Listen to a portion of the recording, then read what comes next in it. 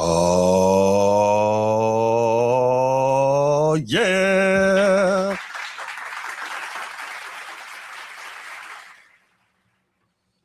Welcome back to another episode of the Format Podcast Live. First Sunday morning edition of 2026. And thank you so much for being with us. We got a great show on tap for you all today. Sorry for the delay. We were just making sure everything was tight. And we will get right to it. What's going on, Transformer? I'm not about to sit here and let you keep, take me out of the limelight. Guys, it's my fault. I fell asleep on my couch, left my phone, and I was woken up by my wife and Bruce's phone calls at 10 o'clock. So don't fall asleep on your couch having a good night drinking with the lovely lady and expect to get up on time the very next morning, because it just don't work like that. So, no, it's my fault. It's not no technical difficulties. There was no information that was bad. It's the Transformer overslept. He overslept.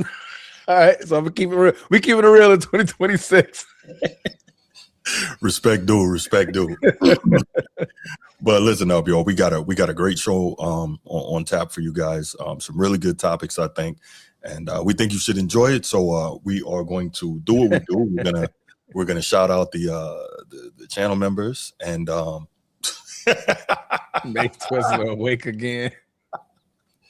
That's good. We're gonna shout out the channel members, y'all, and then we're gonna do the intro. We're gonna get right to it. So we're excited for this. All right, so first and foremost, Coach T, what's good, Coach T? Shout out to you, bro. Shout out to you. It's not that serious. What up? Chief Sid Bubba, shout out to you. Appreciate everything you've done for our nation, man. Always got to give shouts to that. Appreciate everything you do for the channel. And shout out to the boys from Annapolis. Anchors away, Chief. Anchors away. I know you parlay a lot on Bill Street because we put the foots in Cincinnati. Order ups. Liberty Bowl champs, baby. Here we go. All right. Okay. Army was the Pinstripe Bowl champ. All right, moving right along. Baltimore Brews, what up? Steve King of the chat. What's good, brother? How you doing, man? Nino, what up? Definitely hope you're here for this one. Got a couple of really good NBA, topics here. Sneed got what you need. What up, brother? How you doing? And of course, Mike, shout out New York City, of course. Edward, you coming at me, and I'm looking out for your brother, man. My brother as well. And you coming at me for that? Damn, I see that's how y'all get down south. All right, I thought you all man. And that was a good cap a lot. Out here trying to look out for my brother, and this out Edward does, but that's okay. That's okay. Let's go ahead, hit the spiel, get into these quick hits and rock and roll, y'all. If you're watching here on YouTube, make sure you go ahead, click that subscribe, that like, that notification bell. Make sure you're kept up to date whenever we drop new content on the channel. If you want the audio-only version of the podcast, open up your audio podcast platform, hit the search bar, type in The Format Podcast. We should come right up. If you're enjoying the content, make sure you give us a like, leave us a 5-star review, and drop a comment. All that stuff helps us rise in the algorithm, helps us find more sports fans, helps more sports fans find us. Make sure you write it down, put it in your phone, make a note of it. The Format Podcast is live Sunday mornings at 10 a.m. Eastern. And finally, if you're really and truly enjoying the content we're delivering you, make sure you hit that join button. There's going to be exclusive content here just for you.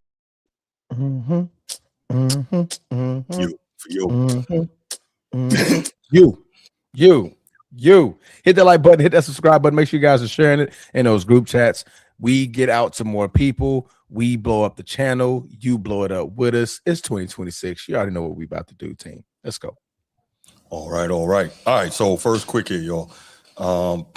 Here we go. Sean is at it out the gate. What else, Sean? This guy.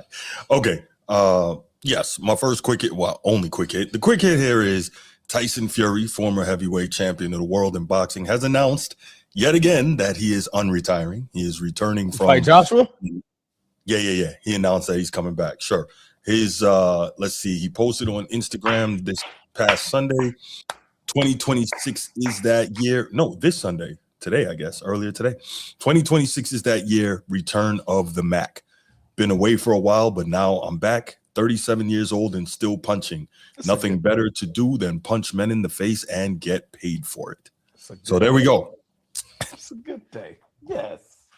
Yes, it's a good day. Yes, so Tyson Fury has made it clear that he is returning to the world of boxing. And what's going to happen here is I think that we have what we assume is going to be finally, after all this time, a little late, but better late than never, the British mega match between Anthony Joshua and Tyson Fury. That should have happened years ago, but it's only like 5 years too late, but you know. But they're still both really good. So I think it's going to be okay. So we should in 2026 get that matchup, which we, like Transformers said, been waiting for about 5 years for, but should be a good one. Should be mega money, and it should be great for the sport of boxing. I guess if you're a boxing fan, I don't know how much the American fans will gravitate towards it, the casual American boxing fan, but if you are a fan of boxing, yes, be a great one. Yes, no. If you're a fan of boxing, man, you're gonna love it. Like I said, as soon as you said Tyson Fury, I'm like, the only person you're coming out of retirement for should be Anthony Joshua. I mean, we saw the Deontay Wilder thing twice, and that didn't work out. So it should definitely be Anthony Joshua. We wanted this 5 years ago. I believe before Anthony lost against Ruiz.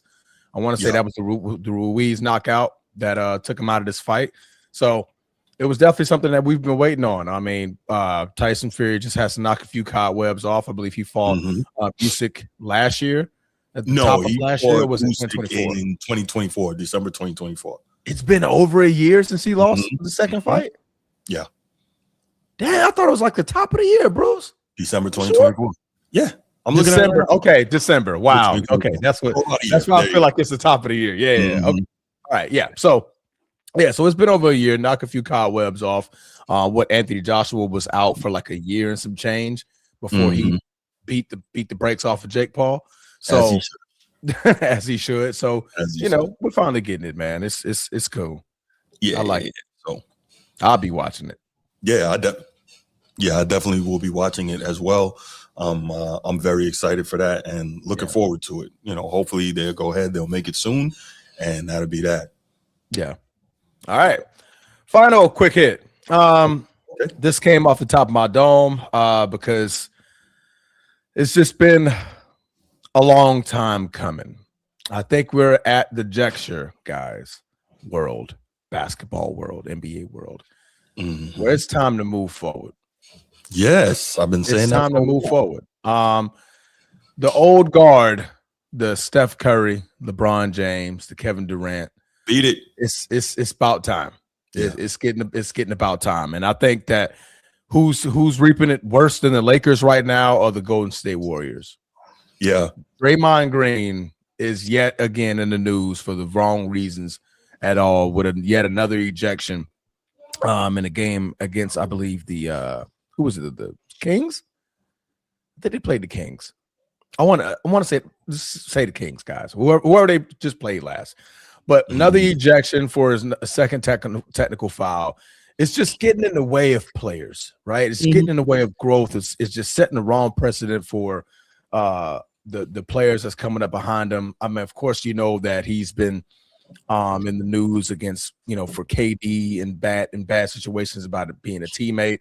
Then Jordan Poole, the fight against Jordan Poole, 2 seasons later. Then you get into it with Steve Kerr, last week, to where you leave the game, you literally walk away from the huddle and go to the locker room. It's just time, man. And Steph Curry at this point, unless he's teaming up with another juggernaut or him and LeBron James figure out a way to, become teammates, then at this point, it's kind of the swan song should be now then, right? Bruce, you discussed it, but bro, them boys in their late 30s, early 40s, them playing 1 year together, I think it'll be great for basketball. I personally think it'd be great for basketball. Is anybody going to be looking for a title? Absolutely not. Everything is going to continue to run through OKC and whoever comes out of the East. That's it. So if they're doing this in the Western Conference, they still got to battle 2 legit teams that are young, wild, and healthy, right? which is going to be the Denver Nuggets with Jokic, Aaron Gordon, when them boys come back healthy, Jamal Murray. You got OKC. We know what they're dominating in. Houston, we know how they're dominating, right? But if Braun and Steph wanted to do it, I think it'll be great for basketball. We saw it in the Olympics. We saw how well they have bonded in the Olympics. That being their swan song, like, hey man, let's just go out and have fun. Literally the first time, just like erasing all the expectations. Let's go out here and have fun for the last year. And we both call it at the same. I mean, Braun will probably call it before Steph, and let's just call it. So, but yeah, man, that's my quick hit. I think it's just time for the old guard to prepare to hang them shoes up and pass it forward. Specifically, Draymond Green. Yeah. So transforming. Let me say this. Obviously, you're entitled. Was it San Antonio? Thank you, Steve. Obviously, you're entitled to your opinion, bro. Despite the fact that some people believe that you're not capable of thinking on your own, but that's a whole different thing. You really think? I mean, obviously, I guess you said it, but I can't see any way that LeBron and Steph together is good for basketball. Like, that just doesn't connect for me. Maybe it's just how I see the game and obviously the era that I came up in, but it just doesn't. I don't know how that could be good for basketball. To me, it's like the final gasp of an era that was so bad for basketball, and you're still intent on doing it, even though we've finally gotten past that. Go ahead. No, I was saying to my wife. Oh, okay. Yeah. But no, it's great for basketball because like we get to have the time to celebrate both of them in a light that, and then like the way they play together, it just looks good. Like if you go back and watch the 2024 Olympics, what was it, last year? 2 years ago? How long ago was the Olympics? Last summer. Yeah, last summer. Okay. I'm like, I feel like it was soon. It was soon. Yeah, it was 2024, not 2025. We're at 2026, Bruce. I forgot. Right. That's enough years. I'm like, why am I a year behind? And you always got the year right. Okay, we're at 2026. My bad, y'all. Happy New Year again. So yeah, 2024. We saw how well they gelled together, and like I said, man, they just look like at this juncture. If the expectations get erased, right? If the expectations get erased, like, hey, they're just going to have fun. That's going to be great for basketball. I think that'll be great for basketball because, like I said, you get to sit there and you get to recognize, and then you're going to have all the stories, all the videos, and like I said, it's going to be that one last boost, and then boom, they hand it off. Wemby, SGA, Luka, y'all, it's y'all's turn. Y'all have to take care. Y'all have to take care of what we're going to lay out for you. I think that personally be a beautiful swan song for him. I think so. I don't. I can't do it.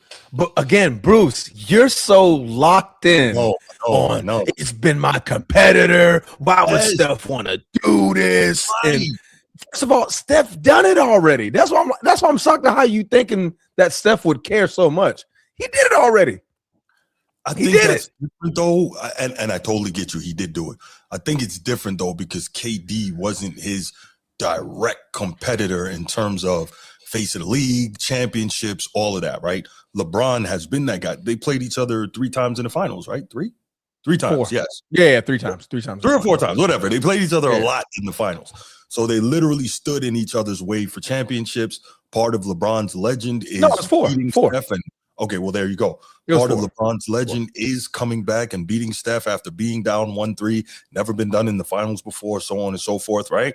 So, like, all of this to me is like, we know LeBron has no objection playing with whoever.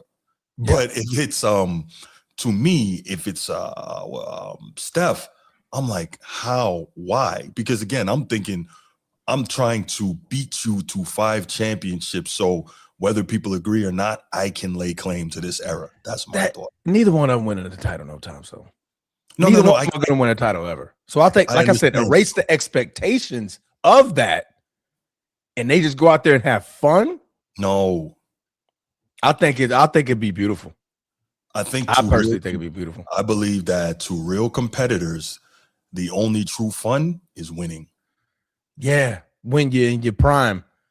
or close to it. These boys are both about to be 40. They're both about to be 40. Like I'm trying to get you to understand. Like they're at the ass end of their careers. So not like this is like a Karl Malone, Gary Payton situation. Like, bro, we're at the end of our career, and we're just going out there to just do something, right? Shaq at the end of his career, just hopping team, like just wanting to continue to play or have one final gasp. Not really looking for a title, just looking to continue playing basketball, right? So that's where they're at. Them Golden State Warriors are not winning no title soon. No, the Lakers are not winning no title with LeBron, right? Hopefully. So we know y'all ain't gonna win together because at this point y'all will be two old noggins just running back and forth.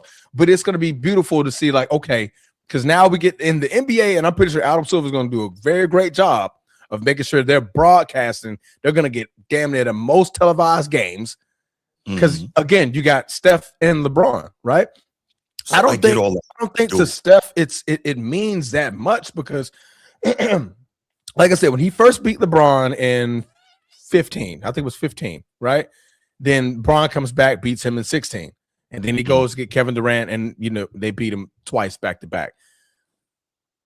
That part of him is why I think that he doesn't care, because if he would have cared, he would have did what LeBron did for him. Because LeBron didn't run around with the excuse when Steph won in 15. He knew that he didn't have Kevin Love and Kyrie Irving. He knew that. I'm running this team back. And this time, we get to play it straight up. Then the excuse for LeBron came. Oh, well, you only won because Draymond got suspended to game 5, but, it's 2 more games after that. But y'all lost the 3-1 lead.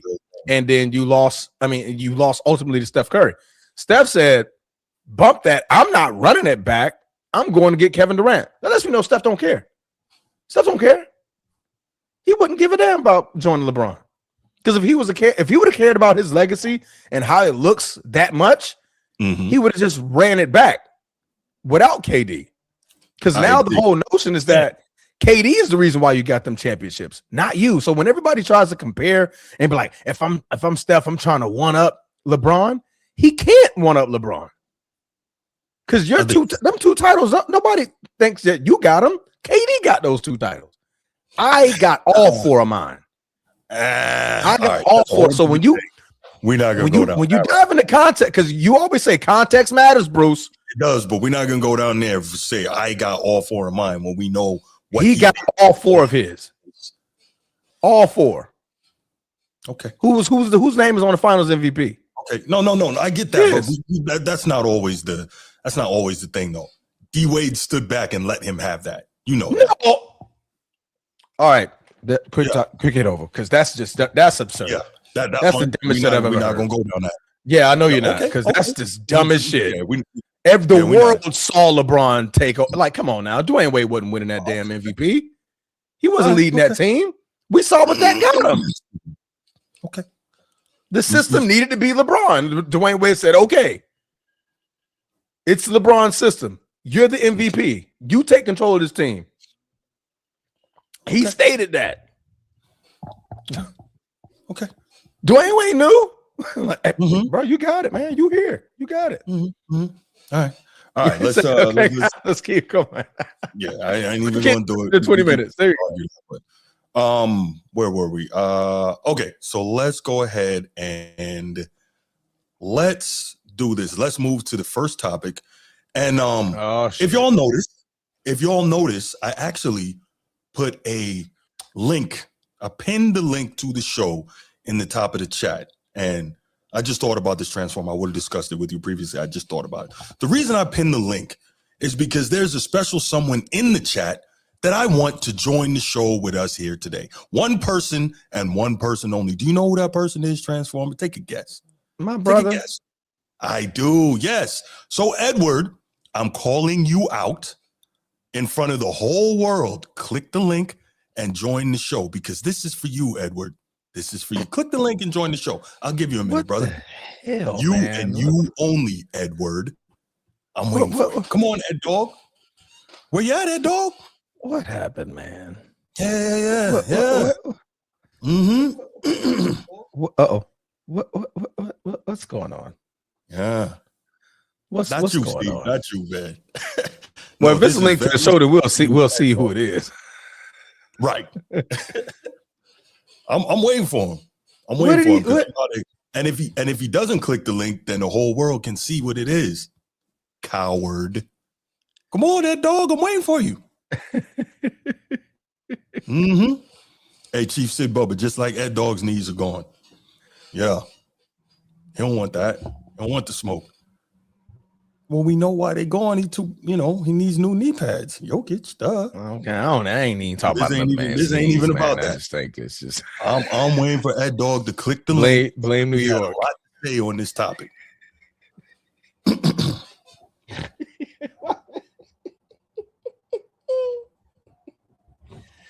Oh, there he is. Oh, there we go. Yeah. Come on up. All right. Shit. That's all I'm talking about. Yeah. Hey, dog, what the hell did you do? Can you hear me? First of all, can you hear me? Yeah. Yes, I can hear you. Yeah, I've been waiting for this. I'm not talking to you. No. Yeah. First and foremost, let me start off saying good morning. Good morning, sir. Good morning. Number two, bro, your hands, hey, bro, you sound like sandpaper. Put some chill out. Anyway, ain't nobody ducking no smoke. Mm-hmm. None of that.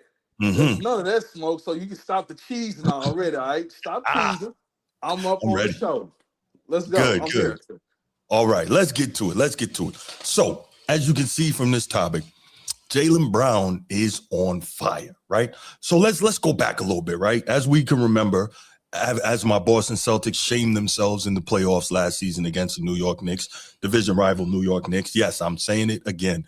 They shamed themselves with the way they played themselves out of that series. But if you want to, y'all can go back on the channel and hear my soliloquy blasting my own team. But all that said, Jason Tatum, he tore his Achilles, and we knew the prognosis was that he would miss this entire season, right?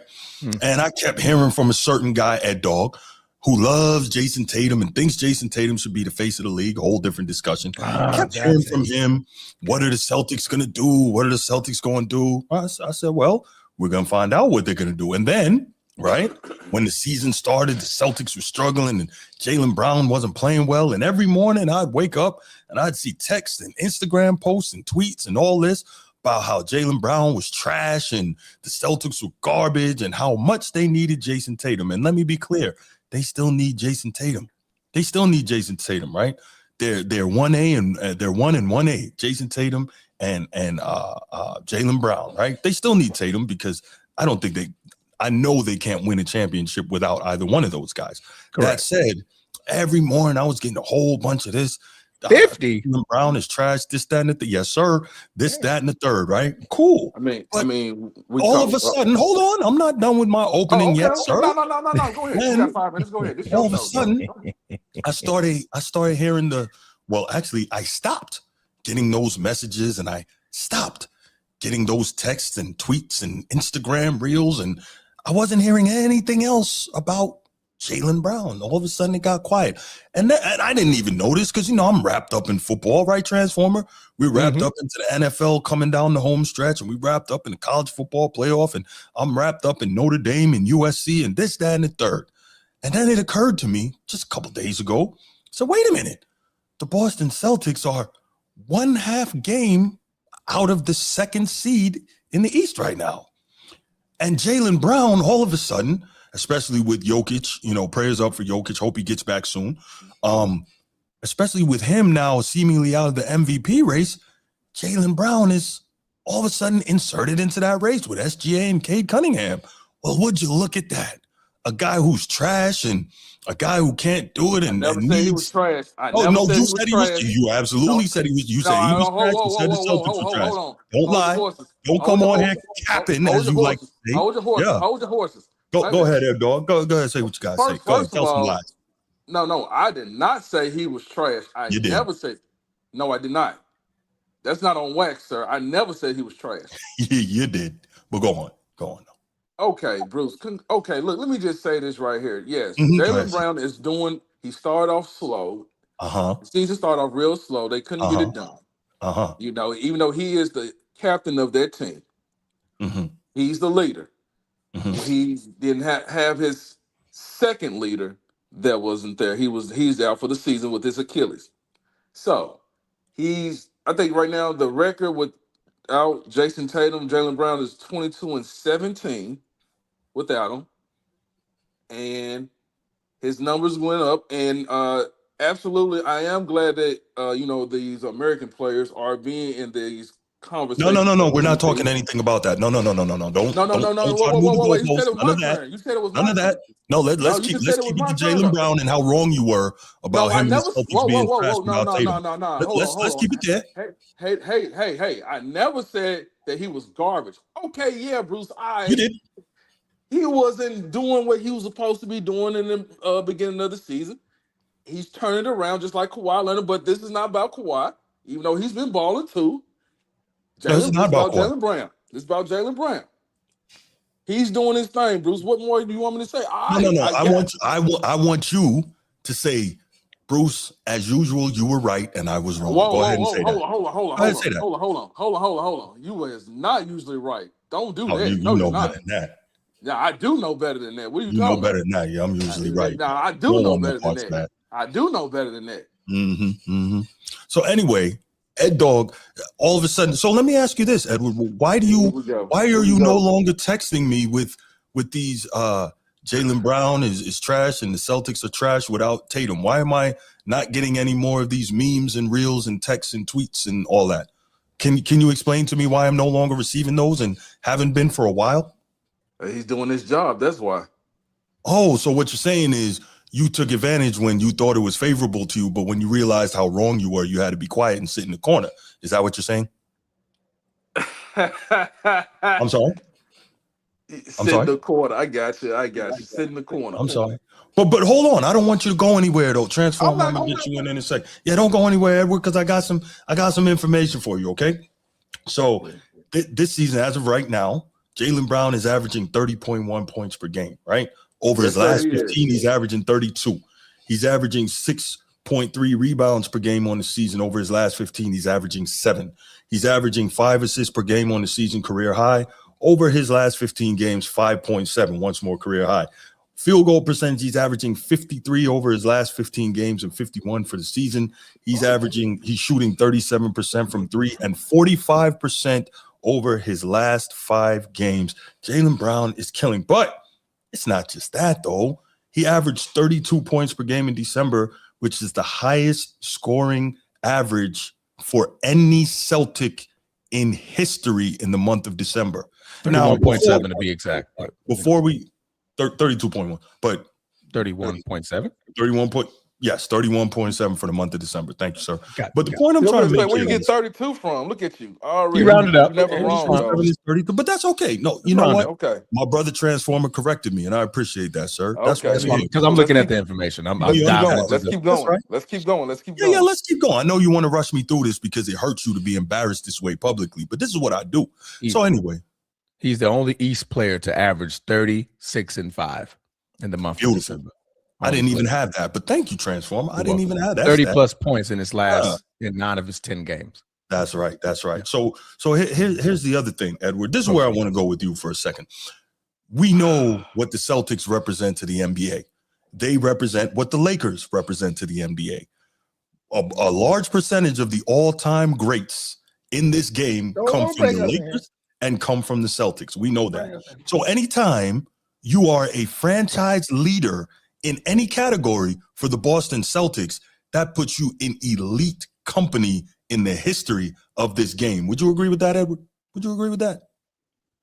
Yeah, I would. Okay, good. So we'll carry on here. So, in case you weren't aware, I'm in the wax museum. Brown, I mean, hey, shoot, I got no choice but to agree to it. So go ahead. In case you weren't aware, Edward, Jaylen Brown also matched Larry Bird's Celtic record of most consecutive 30-point games with 9, right? And so, again, I think anytime you're matching Larry Legend in anything, right, who most people consider a top 10 player of all time, I think you're in pretty good company. Could you agree with that, Edward? Bruce. No, I'm asking you, yes or no? Can you agree with that, sir? No. Bruce, at the end of the day, I'm gonna agree with you. He's supposed to be doing this right now. He's supposed to be doing this without his second superstar. Well, that's funny So what's he because talking when about? he wasn't doing it, you were telling me he was trash. But we can go on. I'm not done yet. I'm not done yet. What That's you want me okay. to say? I'm not done yet. He was. I want you to say I was dead he's wrong, doing. and I can learn all about basketball from Bruce, and he teaches me daily. But Look, Bruce. First and foremost, you already had me agreeing with you on certain topics, which that I cannot believe that I done it. Yeah. We're not talking about that, but let me help you some more, okay? Jaylen Brown is shooting 49.6% from mid-range, which I thought was, one of the worst shots you could take in basketball.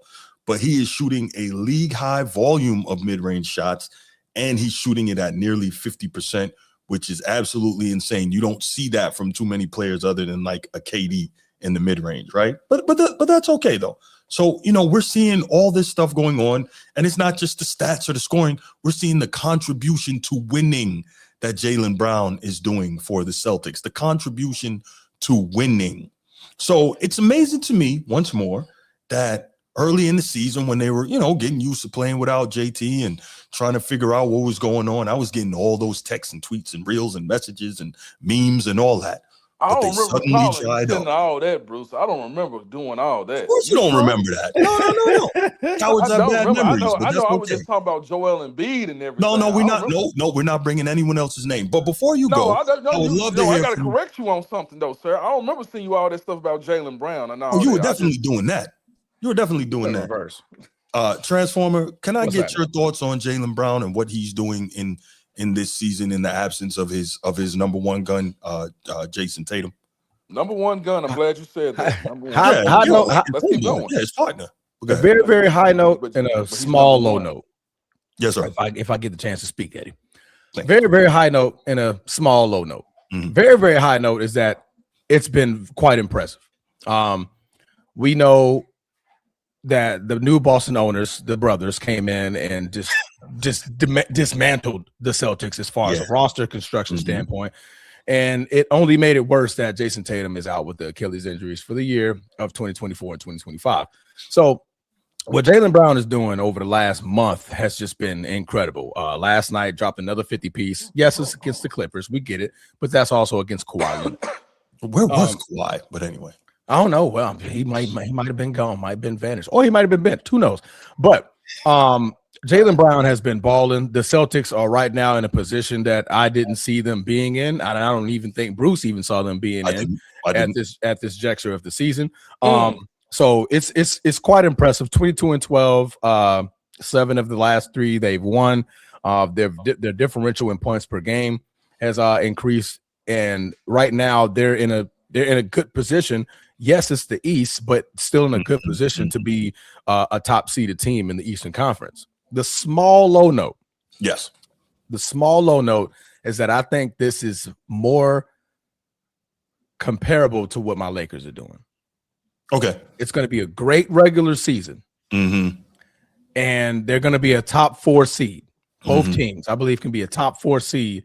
And then when the playoffs hit, that's when the wall's going to hit. That's what I feel like. It's like it's going to be good enough to look good during the season, but it won't be enough when it comes to the postseason. That's my small low note.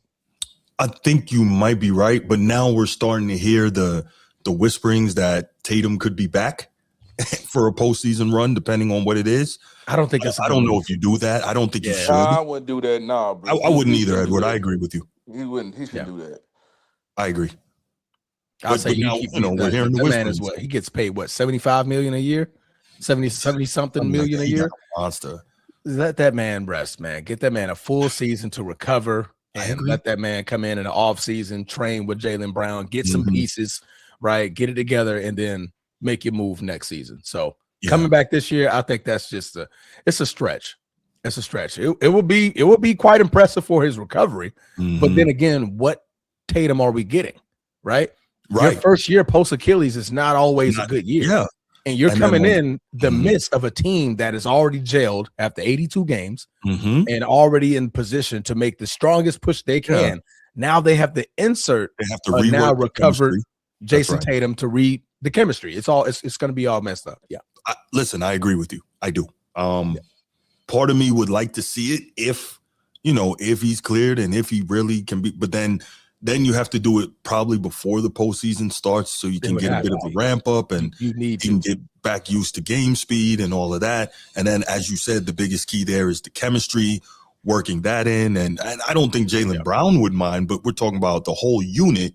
Correct. Of, how it would work, unless maybe you put him on the second unit, the main guy off the second unit to kind of get him back in shape. But I agree with you that they shouldn't push that unless maybe you make a deep playoff run and then you say, okay, maybe. No, he needs to just sit out for this season. Wait till next season, man. Just if they've been getting it this far without him, just keep it going. But that's just my opinion on that, man. Listen, I agree. I'm just saying possible scenarios under which they might try to do it. But I do agree with you, Edward. Yeah. But he's balling. I mean, Jaylen Brown he's literally putting, like you said, he inserted himself in MVP rate. I still think it's SGA. SGA is one of my favorite right now. Yeah, but inserting yourself into that race right now, you're in there. You and Kate. We know Jokic can't win it now. Jokic can't win it. Wemby can't win it. He shouldn't win it anyway. He stole it from SGA 2 years ago.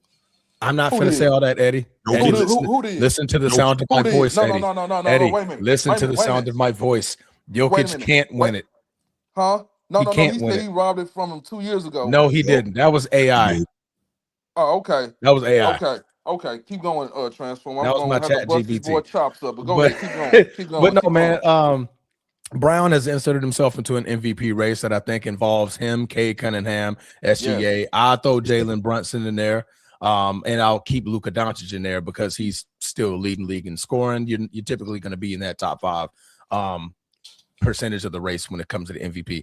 SGA is clearly going to be the runaway favorite because the race was only between him and Jokic, and Jokic not being able to be eligible for the award anymore. That's just going to, thought about that too, though. He's not eligible for the reward. How many games did he miss already? I know he's gonna miss the qualifying amount of games because he's gonna be out a month. That's like 15 games alone. That puts him at, and I think he's already missed 1 or 2 this season. So that'll put him at right at 64. Yeah, I don't think he's going to be able to make it. But it was SGA's to win anyway. When you play both sides of the ball and you have a great team and all that. Bruce. First and your numbers are all up. Yes. Bruce, you said play both sides of the ball. Okay, he was the runner-up when he won those 3? Was he or was he not playing the both sides of the ball? Who? The Joker when he won his 3, he was not. So Jokic has been top 2 in the race for the last 6 years. Yeah, he has. That's Bird-esque. Okay, and then let me say this. Transformer, like I said, man, I woke up in cold sweats on something that Bruce always been trying to fight me to agree with him on, and I just couldn't do it. But what's that? Apparently, I agree with Bruce on something when it comes to these guys with load management. It don't work. We found out that it don't work. Dude, it's so crazy. So I think it was I can't remember what game it was. It was OKC going against the Golden State. Draymond Green, Jimmy Butler, and Steph Curry set out. And then they set out against OKC. And then the next game they played Utah. All 3 of those guys played. Yeah. That irked me right there. That really. Oh, you're saying that they ducked OKC? That's what you're saying. Yeah, basically. Okay, yeah. I thought you was trying to say something different. Okay, I was.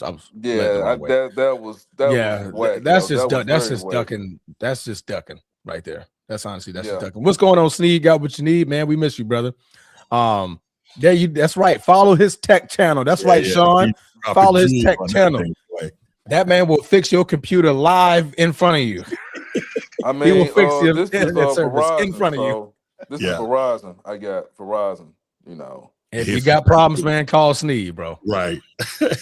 Sneed to either fix it or he gonna get you to have Verizon give you a credit for your for your service. Yes, he will.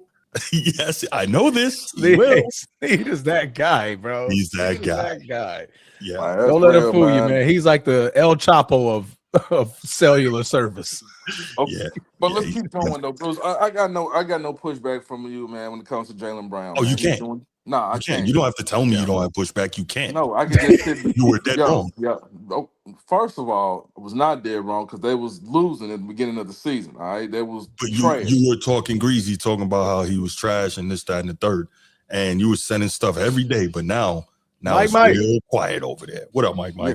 Mike, what it do, big dog? Hey, What's man. up with you, Hey, bro? real quick, while I got Mike here, man, I just wanted to let you know, bro, as my brothers, I love y'all, and y'all looked amazing at John birthday party, man. I was Hey so man, jealous. we're gonna I was talk so off. jealous, We're man. I ain't gonna lie. gonna talk. We are going to talk off this.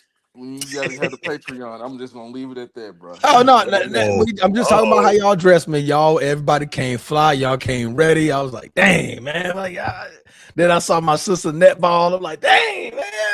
Nico was in that ball. Like, dang, man. I was jealous, man. But that was a small point. Go ahead. Man, look, man. I Small mean, point. I was it jealous. was, it was, man. We're gonna talk offline, bro. That's all I'm gonna say.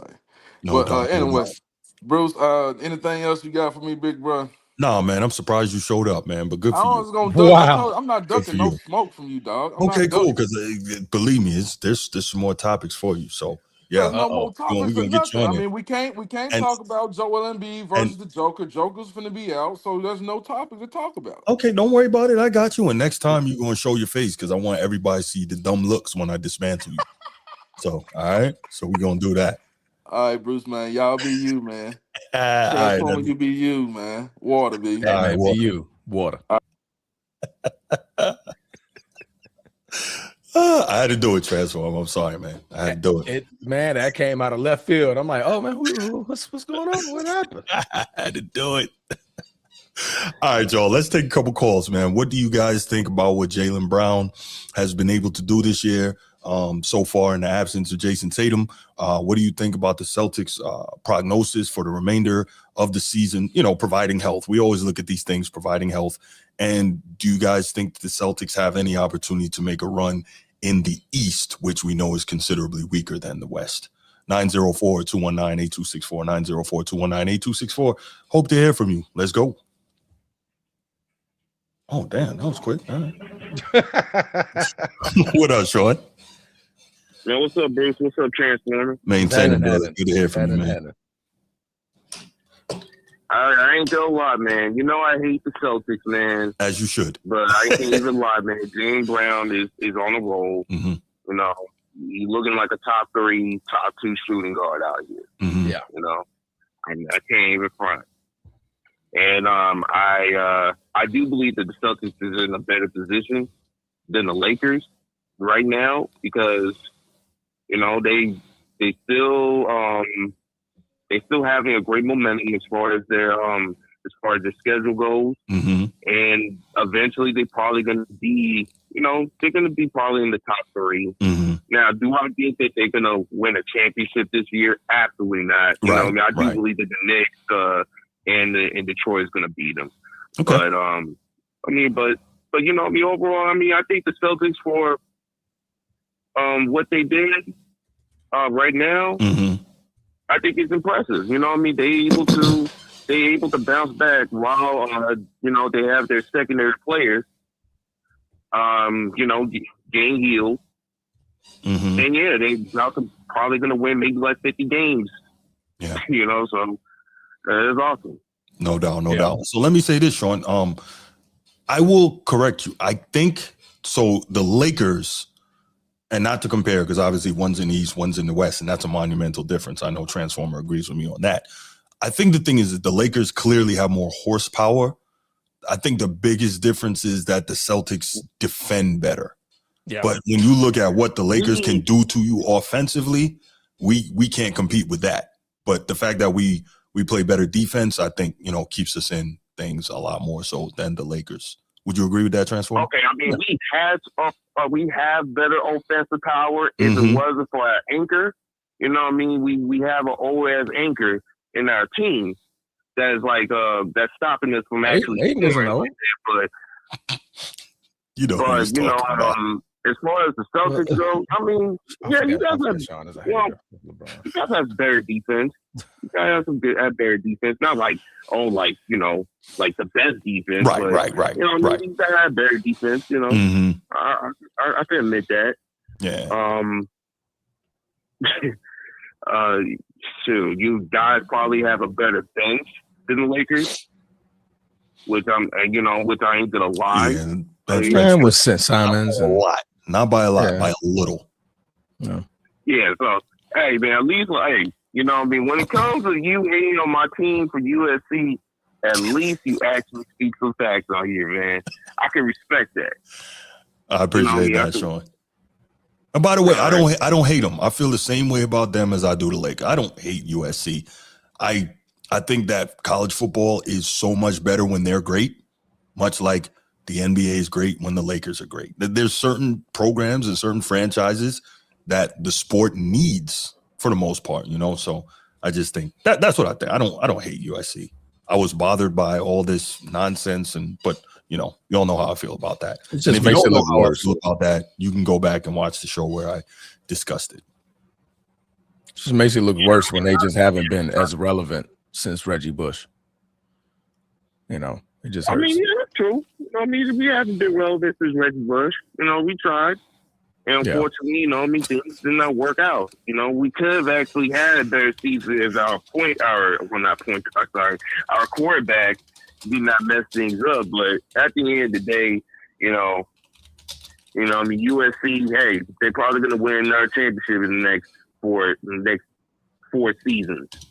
Who knows, you know? But so yeah, I mean, I get you what you mean. You concentrate on trying to think that, like, you know, sports should be great if the staples are sports actually be great, you know. But, yeah, and that's what we. You know, at the end of the day, we have our fan bases, but I think we all agree. Like, if we're on this channel, we love the sports, you know. So we love football, we love college football, we love basketball, we love boxing. You know, we love sports. So I think that's man. You have to let go of boxing, man. You know what I mean? Boxing is on life support right now. You gotta let that go. Well, that's another topic, and it's actually not true, but that's a different thing. That's another topic. We can get to that. I mean, hey, unless you wanted to watch those mid fighters, like when it comes like those mid rounds, yeah, you know what I mean. That's probably the best boxing fight we could have seen that night. You know what I mean? As far as the main event, news vest. Well, we'll talk about that another time. Thanks for the call, Sean. I appreciate you, man. Appreciate you, Sean. All right, brother. Right. Good I call. found my other quick hit, but we can make it a topic another day. Okay. I found it. Yeah. All right, cool. I think it was going to be very interesting too. Or was it? Especially since the next topic is about Sir LeBron. I think this would have been a nice little warmer upper. Got you. Quicker picker upper. Bound. All right. Well, speaking of that, I guess it's time to get to it, right? All right, Bruce, tell us what you got. LeBron is the best defender. ... Go. Man, I forgot to upload the video, so let me do that. Okay, while I'm doing that, let's take this call from Coach T. Coach T, good morning, sir. How are you? That's one of the Laker fans are calling in about the Celtics topic. That's crazy. That's what I think he's calling in for. Yeah, I know. It's funny. Nah, LeBron could wait. Okay. Right. Go ahead, Coach T. But I'm gonna keep my word. You know, I said that I said on that USC so Transformer C, watch that show and say that I was wrong, that I'll come over here and I'll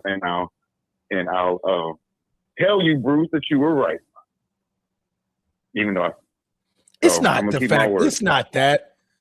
Find the even grounds. The even grounds. You know what I mean? I'm not saying what you said was wrong. It was too emotionally driven. There wasn't a lot of data and facts behind what you were saying. A lot of what you were saying was and I credit you. You're an alumni, so I mean you have a right to be upset, be mad, and have your opinion from an alumni standpoint. But it was just too emotional. It was just too emotional of a conversation, of a debate. There you go. Thank you. Coach T, you know where Steve and I were coming from with this. I think we can both agree, you, myself, Steve, we can all agree that what we want is for this game to be happening because the sport is better. The sport is better when we're both good and when we play each other. We can all agree on that. And when the Navy Army, y'all came from the same street for two different blocks. Fair enough. Yes. So Steve is that obnoxious Notre Dame fan that's like, fuck USC, they're bad at everything. I don't think Steve is that guy. And I talked to Steve a lot. Yeah. No, Steve's that guy. He's nice about it though. Okay. Hey, if they ain't Notre Dame, bro, Steve gonna debate you. There's too many obnoxious Notre Dame fans out there that's like, dude, come to LA and say that so we can rough you up the real way. That's how obnoxious they are. Oh, okay. But no, I didn't call in about the Celtics. I don't care about what the Celtics do. Right. There you go. But I already knew that they were in top of the East. I talked about it yesterday. Mm-hmm. That is impressive. But they're gonna run into the same thing like that the Lakers are going to do. Like it's gonna be you're gonna have a awesome, entertaining regular season. Just when playoffs come in, not having Jason Tatum is going to show. Agreed. Same thing with us in the playoffs. The lack of defense on the perimeter is going to show again, and on the interior. So, well, it's a little bit better than it was last year. At least DeAndre Ayton is a 7-footer. Yeah, and then we mix that with Hayes a lot, so it's slightly better. I get it, it's slightly, but it's still not where it should be. Especially when if we were in the East, I'll have a better feeling about it. But we're in the West, man. I don't feel good about that interior at all. I don't feel good about it at all. No doubt. Coach T, you got anything else before we move on to the? Why are you rushing into that LeBron topic, bro? Because we know what the meat and potatoes of this show is. He's trying to rush into it. All right. I'm actually not. No. I want to have a real discussion on it. I'm not out here trying to. I think it'll be interesting, and I know Transformer's he's gonna definitely have some stuff that can kind of help give me some different perspective on it, and that's why I love having him here. Well, I'll just say, because I'm not calling on that next topic, because okay, I'm gonna let the crazies and the LeBron knee pad wearers call in on that one. Wow. Okay. But what I will say is, as far as best defender, no. But as far as defensive capabilities in spots of game, yeah, he does that, and he does it well. Agreed. But so does Jaylen Brown. So does Derek White. So does Luka. So does a lot of other players. I don't know if I'd say Luka, but I get your general point, though. You haven't watched the Lakers full time.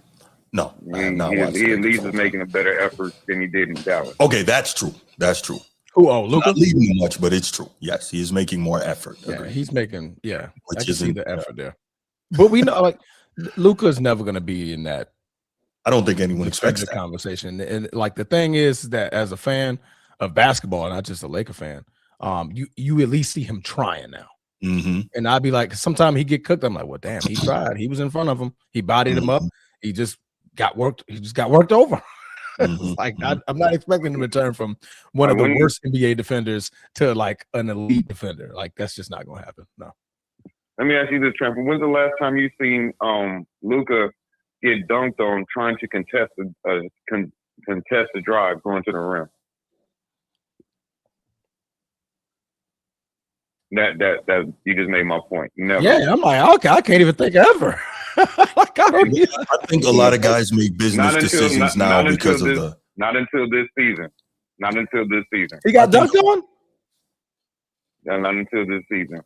Yeah, he got dunked. Yeah, he got dunked on, and he can test the dunk, and he got dunked on. Okay. Damn, I missed it. Yeah, I missed it. But all right, Coach T, we're gonna go ahead and get into this, man. I appreciate the call, brother. Thank you. Well, good luck, Bruce. All good. They coming. We're gonna have a good discussion here. I got my popcorn ready. Either in all be all, or if they're gonna come for you. The AOL be all. Yeah. The AI bots are coming in. Good call from Coach T. All right. Let's go ahead and we'll take it to the next topic. Okay. So this was interesting. Max Kellerman, we know he's now hosting a show with Rich Paul. I guess it's on YouTube. So this is interesting, right? Because when I saw that this was going to happen, that he was going to be hosting the show with Rich Paul, I'm like, wow. But I guess, him being out of the game for a while, this is an opportunity to get a lot of eyes on him in terms of his return. He's got his boxing show that he does, of course, and now he's doing this thing with Rich Paul. And so he's talking a lot of things, but of course, he often has to talk LeBron and LeBron's status and blah, blah, blah, right? Okay, cool. And so I'm kind of in an interesting position with this because I don't know if a lot of people know this. Rich Paul kind of got caught out there on the show with Max a few episodes back where he said that he would want Michael Jordan to take the last shot, to win a game, which I was like, oh, Rich Paul, you got caught out there. Okay.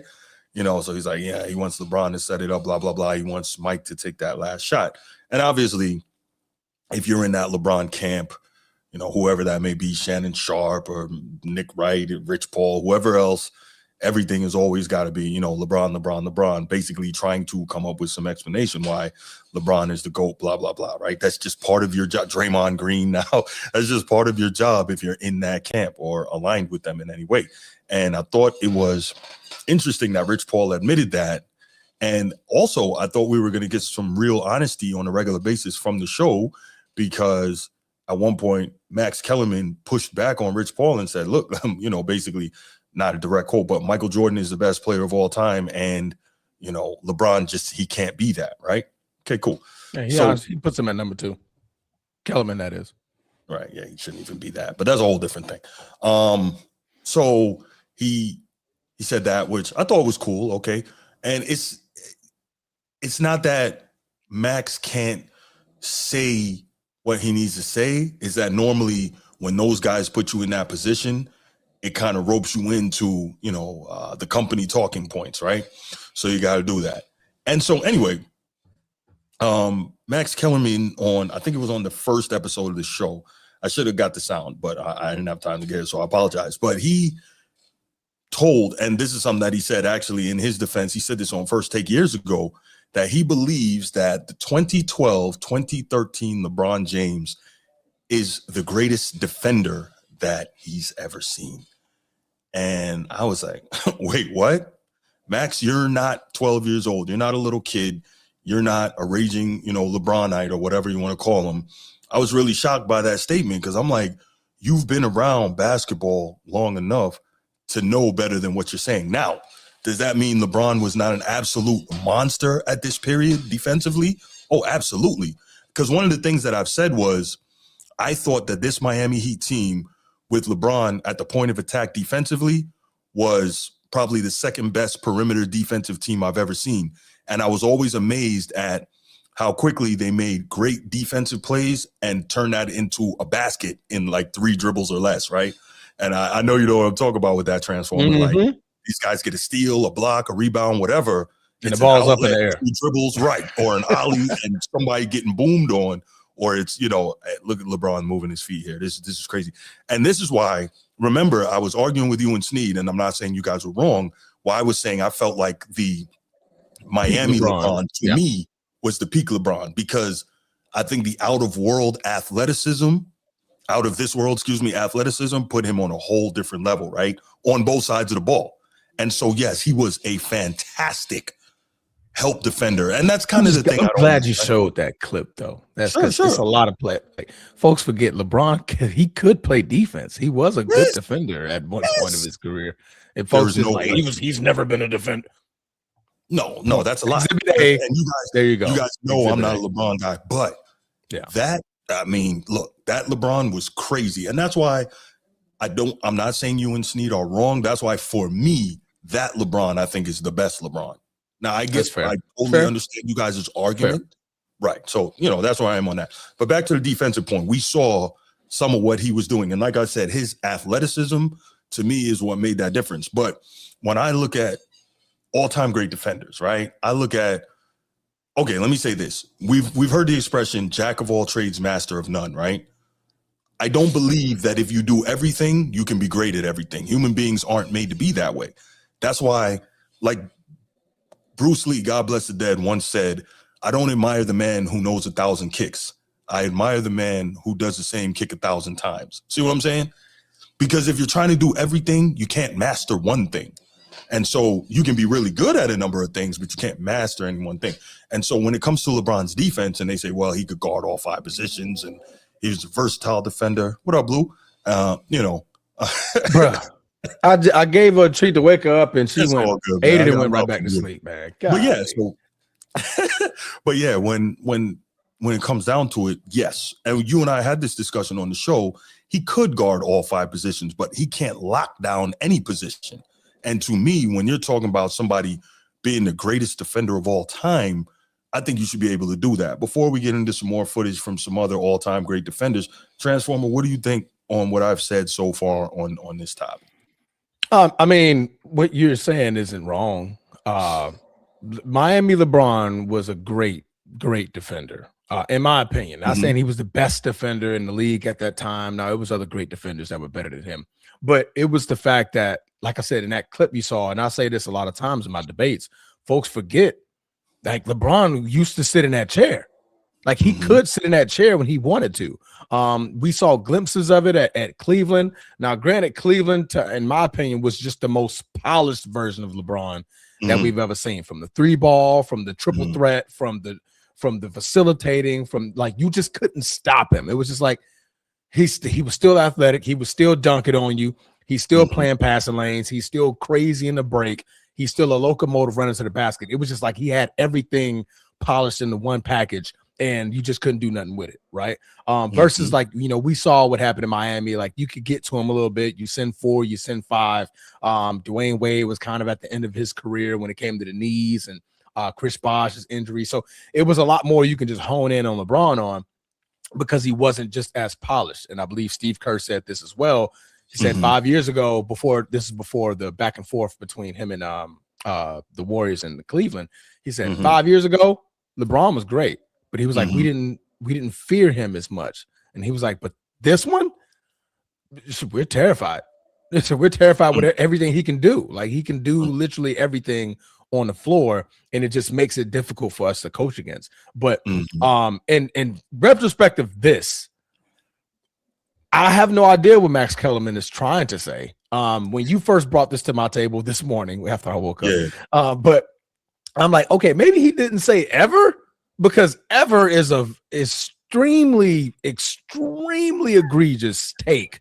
He said the best defender he ever saw, which I still think is crazy. That's and Max Kellerman has got to be in his late 50s. I believe he's maybe 50 something. How old is he's Max around low 50s, I think. He's okay, maybe low 50s. All right, give him low 50s. So that means you've been around to see and understand basketball for the better part of 35 to 40 years.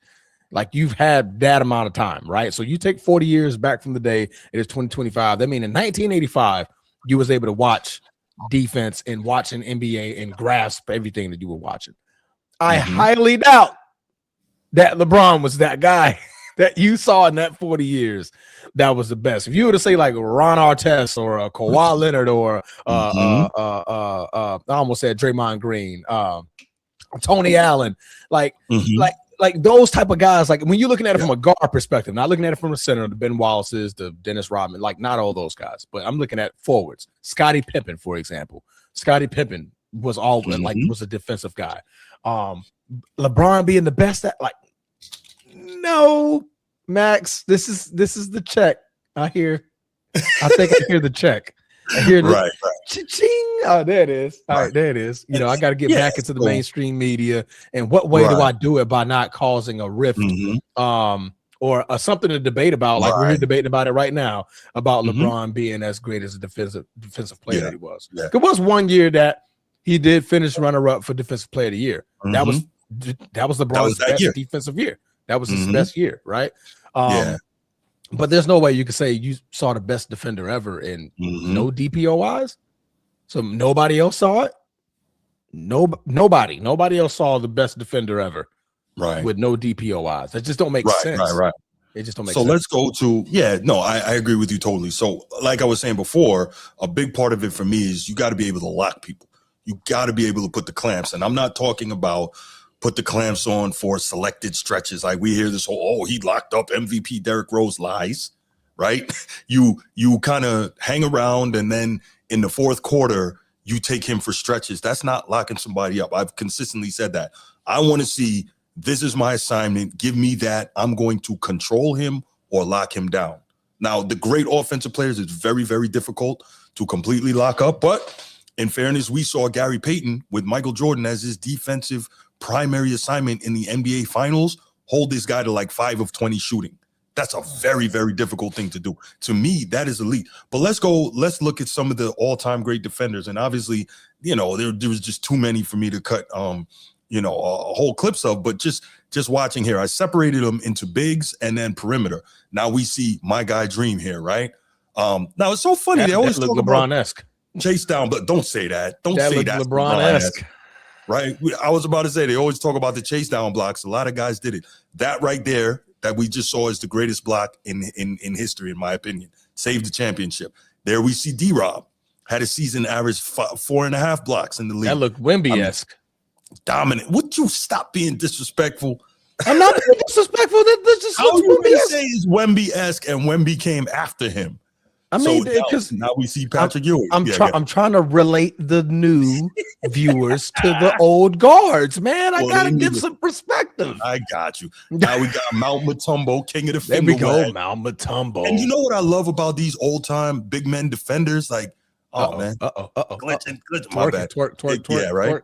These guys are blocking multiple shots in the same possession. Like, to me, that's defense. That's Wemby-esque. It's get the stop, get the 3 and 4 blocks in the same possession. That's dominant, right? And so I look at it because as a big, right, I was the last line of defense. This is why I get on Jokic so much. And no disrespect to him, prayers up in all seriousness. Hope he comes back soon healthy. You're supposed to be the last line of defense as a big, right? You are supposed to protect the rim. And that's why I got so much love for the David Robinsons and the Hakeem Olajuwons, because those guys could do what they want the modern guys to do, switch to pick and roll, but still get back and defend the rim, and they could still defend their man, right? Yes, Woodage, that Hakeem guy was pretty good defensively. And David Robinson and Patrick Ewing and Mount Mutombo, those guys don't get their credit either. And Patrick Ewing is an all-time great man defender. Mutombo definitely gets his credit. Well, I think that in terms of when you compare it, like Dream is just so, I think, otherworldly that maybe those guys, they look at it as kind of a step down from them, right? Okay. Right. So here's the other thing now. Now let's go to elite perimeter defense, right? Okay. And I think now we look at the GOAT here. Look how he's moving his feet. Making it hard on these guys, moving his feet, not using his hands. And this is funny. He just defended a shooting guard in Dumars. Now he's defending a big 6'10" small forward in Bird. Now he's back on a point guard. Oh, that's 3 out of 5 positions. And by the way, when Michael Jordan won his Defensive Player of the Year, he averaged 1.6 blocks per game as a freaking guard. I don't think LeBron has ever averaged 1.6 blocks per game in his career, in a season. I'm almost positive. That's him against Grant Hill, who was an absolute freak. And so Mike could hound you. He could harass you. Plus, he also was elite in the passing lanes. Now we see Gary Payton, the glove, one of the greatest defenders ever. This guy rip you. Pardon the quality, guys. Obviously, a lot of this footage came from previous the quality messed up when it came to Jordan. That's crazy. Well, early on, now we got Kawhi the Claw. One of the most elite perimeter defenders of this era. That's another guy, could guard point guard, could guard shooting guard, could guard small forward. And in this era where guys are smaller, can guard the power forward as well. And look at this. Now, I just did that, and somehow I left out Scottie Pippen and Mookie Blaylock and John Stockton, all these elite defenders. Yeah, Ron Artest, Tony Allen. Right. There's just too many. But the point is, I was just going off the top of my head when I was doing that, and I didn't want to make the clips too long. But the point is, to say that LeBron is the best defender, whatever year it was, you've ever seen. And I left out Kobe, and he was an elite man on defender. Kevin Garnett, Tim Duncan, right? There's so many. So I say all this to say that LeBron James was the best defender you've ever seen, when you're in your 50s, we know that you on the take. You can say, oh, that's that man's opinion. We know that man knows better than that because he's seen so much more than that. Go ahead, Transformer. I think you have something to say. I mean, no, you're speaking it. I got nothing. I got nothing. Cha-ching. Oh, okay. Cha-ching, because even like you would have to prove to me that, like I said, the context. I want to understand the context of this conversation. I want to hear the conversation because it's all about wording. I don't want to. I don't want to go too far off of this. And we found out that Max Kellerman literally said that's the best year of defense that I've saw with LeBron. Like, okay, that's a different conversation, right? Well, what I read was saying that's the best ever. defender he's ever seen. That's all I keep saying. That's crazy. I think he's crazy. So maybe he's sexy because he's like, okay, whenever LeBron steals it, it's off to a sexy fast break in Miami. Maybe that is what you're looking at because, like you said, to your point, if that ball's up in the air, the ball is gone in 2 to 3 dribbles, and somebody either him or Wade are dunking it home. It's going into the rim on the other side. It's going to the rim, right? So maybe he's like, that's the most sexiest defense I've ever seen because back then they were highlight reels. Those two were highlight reels. It's like if Blake Griffin and Chris Paul was like to get to the same height, and both of them had athleticism. And just go. Yeah, that's a great analogy. Just go. Yeah. But I mean, and I want to make it clear, Transformer. This is not me trying to take shots at LeBron because I've said on multiple times that I believe that LeBron was phenomenal on defense. Now, for me, my defensive mindset and strategy, how I see it, I don't like a guy playing like a free safety position. I want you to guard your position or guard the position that I want you to guard as a coach, and I want you to lock that up, completely take that out of the game. Because what that does, in my estimation, again, and I'm not a coach, is to completely disrupt the offensive rhythm and flow and timing of the other team, right? Now, you can say, well, if you got a free safety, you don't know where he's going to be on the floor. He can make plays, and that's viable as well. And that's where a lot of LeBron's bread and butter gets made off the free safety position. But I think that what that does is overrate his defense, right? Because that's great when you're the elite athlete, right? Which we saw he was in 2012, 2013. But when that athleticism starts to slow down a bit, because I don't think he's great defensively fundamentally. I don't think anyone can say that. So when the athleticism starts to slow down, you can't rely on the fundamentals. Like, obviously, he's a way better player than Ron Artest. I'm not trying to compare the two. But on the defensive side, Ron Artest talked about how when he was training, he would do an hour of defensive slides before he even started doing anything, shooting the ball or anything, right? So that he's concentrating on fundamentals, concentrating on, movement, concentrating on all these things. So I think that so much of what LeBron did defensively is, basketball IQ, yes, but also part of it is the insane athleticism to kind of be able to be everywhere at once, right? What do they call that? Like amoeba defense. And I think that was huge. And his IQ has a lot to do with it too. Yeah. Especially like you look at him in his Laker years, like you see him often knowing the play, and he's literally still in that free safety position, pointing. That's right. You go here, you go there, you go there, and the ball goes there, and like AD or somebody look at him like, bro, how did you know that? How did you know that? Like you knew that at all? I seen it. Yeah, I know what play they're gonna run. I just need to be here, and then sometimes it'll work for him. He's like, I know the ball is coming here, so he's like, I'm gonna pass off the primary ball handler because I know he's trying to get the ball to Clay, or I know he's trying to get the ball over here in this corner because that's the design to play. And you see Braun pick it off, and he's going the other way. Right. Yeah. So I mean, some people are great at certain ways of defense, and I think that LeBron found, like, again, to his point, he found his niche.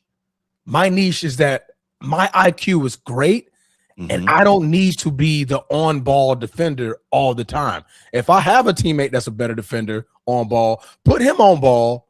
I'm going to play better free safety because I can watch the back end better than I can one-on-one in front of you, right? So I'm never going to discredit his defense because he didn't primarily guard the one-on-one guy all the time, because I've seen him get in the chair quite a few times back and forth for possession or two, him or Kobe, or one of my favorite series is that it was a Clipper Lakers game, and Kawhi Leonard tried to one-on-one him, and Bron closed it, clamped that shit up. Right. He passed it to Paul George. Bron switched to Paul George. He clamped that shit up. He locked him up. He was like, yes.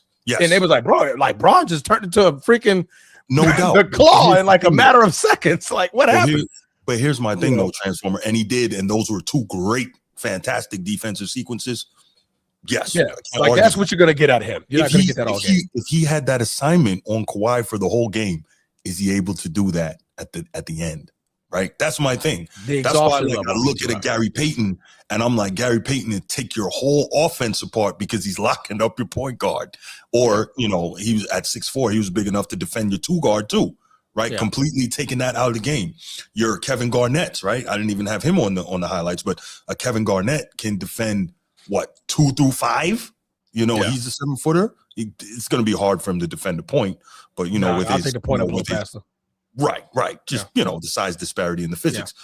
But the point is, I would rather that, right? So when I was looking it up, kind of doing some more information on this, the general consensus is that Max Kellerman argues for LeBron because he says that instead of my thing guarding the one guy, like you're saying, he values LeBron's defensive versatility, the Swiss Army knife method, right? So let's compare LeBron James in 2012, 2013, which he says is LeBron's best season ever defensively. He says LeBron was the best defender he's ever seen. So you have to assume that's the best year defensively, period. I would hope so, but I'm just going by what he said. So he might say it was last year, Bruce. Right. So let's compare that to Olajuwon being Defensive Player of the Year in 93, 94. I think he was also Defensive Player of the Year in 90, but 93, 94. Defensive win shares LeBron 4.7. Defensive win shares Dream 7.9. Defensive blocks plus minus LeBron 2.4. Dream 3.1. Defensive rating LeBron 101. Dream 95. Lower defensive rating means better. Blocks per game LeBron 0.9. Dream 3.7. That's not fair though. LeBron 1.7. Hakeem 1.6. What's not fair? No, I said that part's not fair. Like the blocks and stuff like that, like people were challenging the rim, like you were there to protect the rim. You're gonna get more blocks. Like I'm not gonna say Wembanyama. I'm not gonna put Wembanyama and Kawhi Leonard in the same sentence because Victor Wembanyama is there to protect the rim. He's gonna get more blocks. Yeah, Kawhi Leonard is gonna get chase downs and he's gonna get blocks off of one-on-one defense on the guard. He's not blocking everything that's coming to the rim. Hakeem didn't want anything in the rim. No, he didn't. Anything. No, he didn't. Coming here, you're a guard, beating that out the rim. This guy come up, get that out of the rim. You about to throw a lit? Get that out of here. Like the Dikembe Mutombo series. I'm never going to compare LeBron to that because that's Dikembe's position. LeBron will stop somebody, but it'll be off one play because Bron looking to hike it up the floor. Because I got the block. Somebody get the ball. I'm gone. Because nobody can stop me in transition. Nobody. I'm going to blow past everybody, and it's going to be an and one, or I'm going to the free throw line. But that part's not fair, Bruce. No, it's not. But that's fine because when you look at it and you say, okay, steals per game, LeBron averages 1.7, and Dream at his center averages 1.6. Comparing those seasons, so okay, we can leave the blocks out, but Dream still is right there or ahead of LeBron and everything else. So, okay.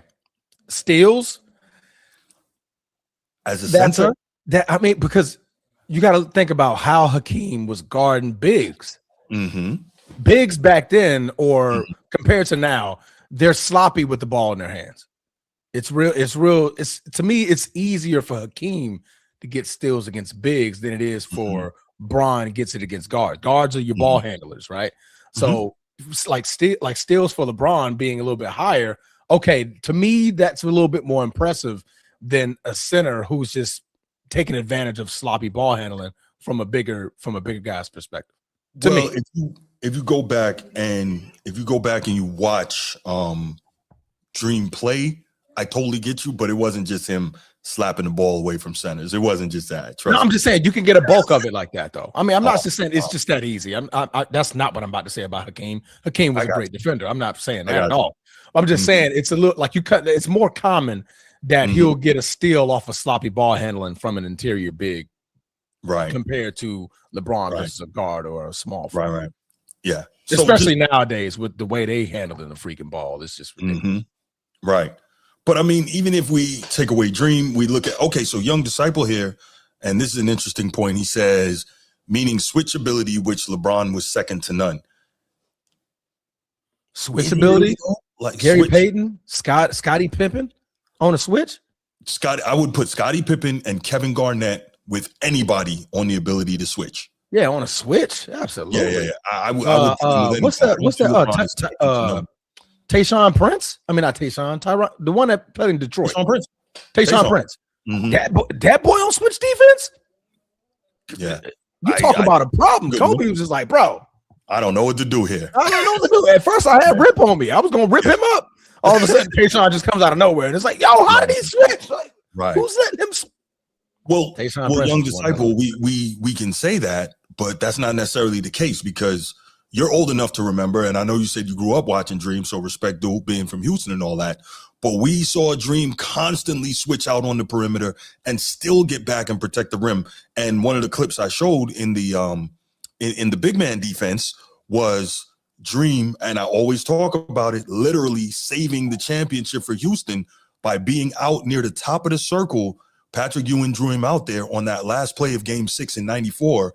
Patrick Ewing draws him out. He's got to go with Pat because Pat can hit the long mid range, and then off of the switch, Dream jumped off of Ewing, ran all the way out to the wing, and blocked the John Starks 3 after I think he had made 5 threes in that game and had 27 points. So one more, and that series is over, and Dream literally saved it. So I say that to say Dream could get out on the perimeter as well and still get back and defend the rim. So that's that's a stretch for me. I don't know why, but I can't comment to you, your favorite hater. For some odd reason, you're not popping up on regular YouTube. But I'm trying to ask you, because if you're gonna say LeFraud couldn't switch and guard Jason Terry, then you're talking shit about Kobe too. Because Jason Terry killed Kobe too.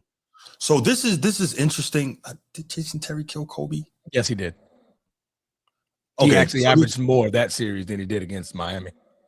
He put Kobe in the blood. They couldn't do that. I gotta go look that up. But I do remember specifically, and this to me was embarrassing for a guy that so many people say is the GOAT and the second best player of all time. Love Kobe. Do we remember during those finals, Magic was calling those finals, and one of the things he said was, now we have to see, can LeBron guard Jason Terry? Like, to me, I was like, that's crazy work for a dude that's that good to say for that question. Okay, we get it. For a dude who's that good, a question to be asked, can he guard a role player? Like that was insane to me. But regardless, I just think overall it's absolutely crazy for Max Kellerman, a dude the age that he has and the historical sports knowledge that he possesses, to say that LeBron at any point, whether it was that year, which he was insane. Again, I'm saying he was insane. Remember, that's how I opened this topic. I thought he was incredible. But to say that he's the best defender that Max ever saw, for Max to say that, that's a stretch, man. Crazy. I think that's crazy. But ready to go ahead and take a couple calls on this? Yeah, because I mean, cha-ching. Cha-ching. Like, are you saying cutting the check? Somebody got to, because like I like LeBron. I'm right, but I cut a fine line when I feel like I hear bullshit, and this is where I hear the bullshit. Like, this is the fine line, right? Gotcha. So, VC, what up, brother? How you doing, man? Oh man, what's going on? Happy New Year, guys. Thank you, sir. Happy New Year to you as well. Yes, sir, man. Yes, sir. Calling about this LeBron James thing. I'm 26, so I'm pretty limited. But I say this: the best big man defender I'll give it to is probably Dwight Howard, and on the wing, I was going to say Kawhi, but I think I got to go with Tony Allen as far as who I've seen, especially in playoff ball. The thing with LeBron James is, that's why I have to agree with you, Bruce. I give Miami as his best stint playing. I mean, he was the athlete that he was, what he could do offensively, especially defensively, because Pat Riley was not going to let you sit around and not play defense. That's a fact. And the thing with LeBron James is he gets all this credit for the free safety thing, and it kind of like ticks me off. If you want to be a free safety, then you should have played football. You know what I mean? Okay. Yeah. How could you pause there? How could you knock him for something that he's great at? That's kind of foolish to me. But see, I'm not saying it in a way to knock him. It's just like, come on, man. Like, when I see LeBron have that really, like you did say with the PG, the Kawhi, but even back then, man, when people talk about LeBron locking someone up, it'd be a small guard like Derrick Rose. When it came to some of his peers in the wing, you wasn't really seeing that as much.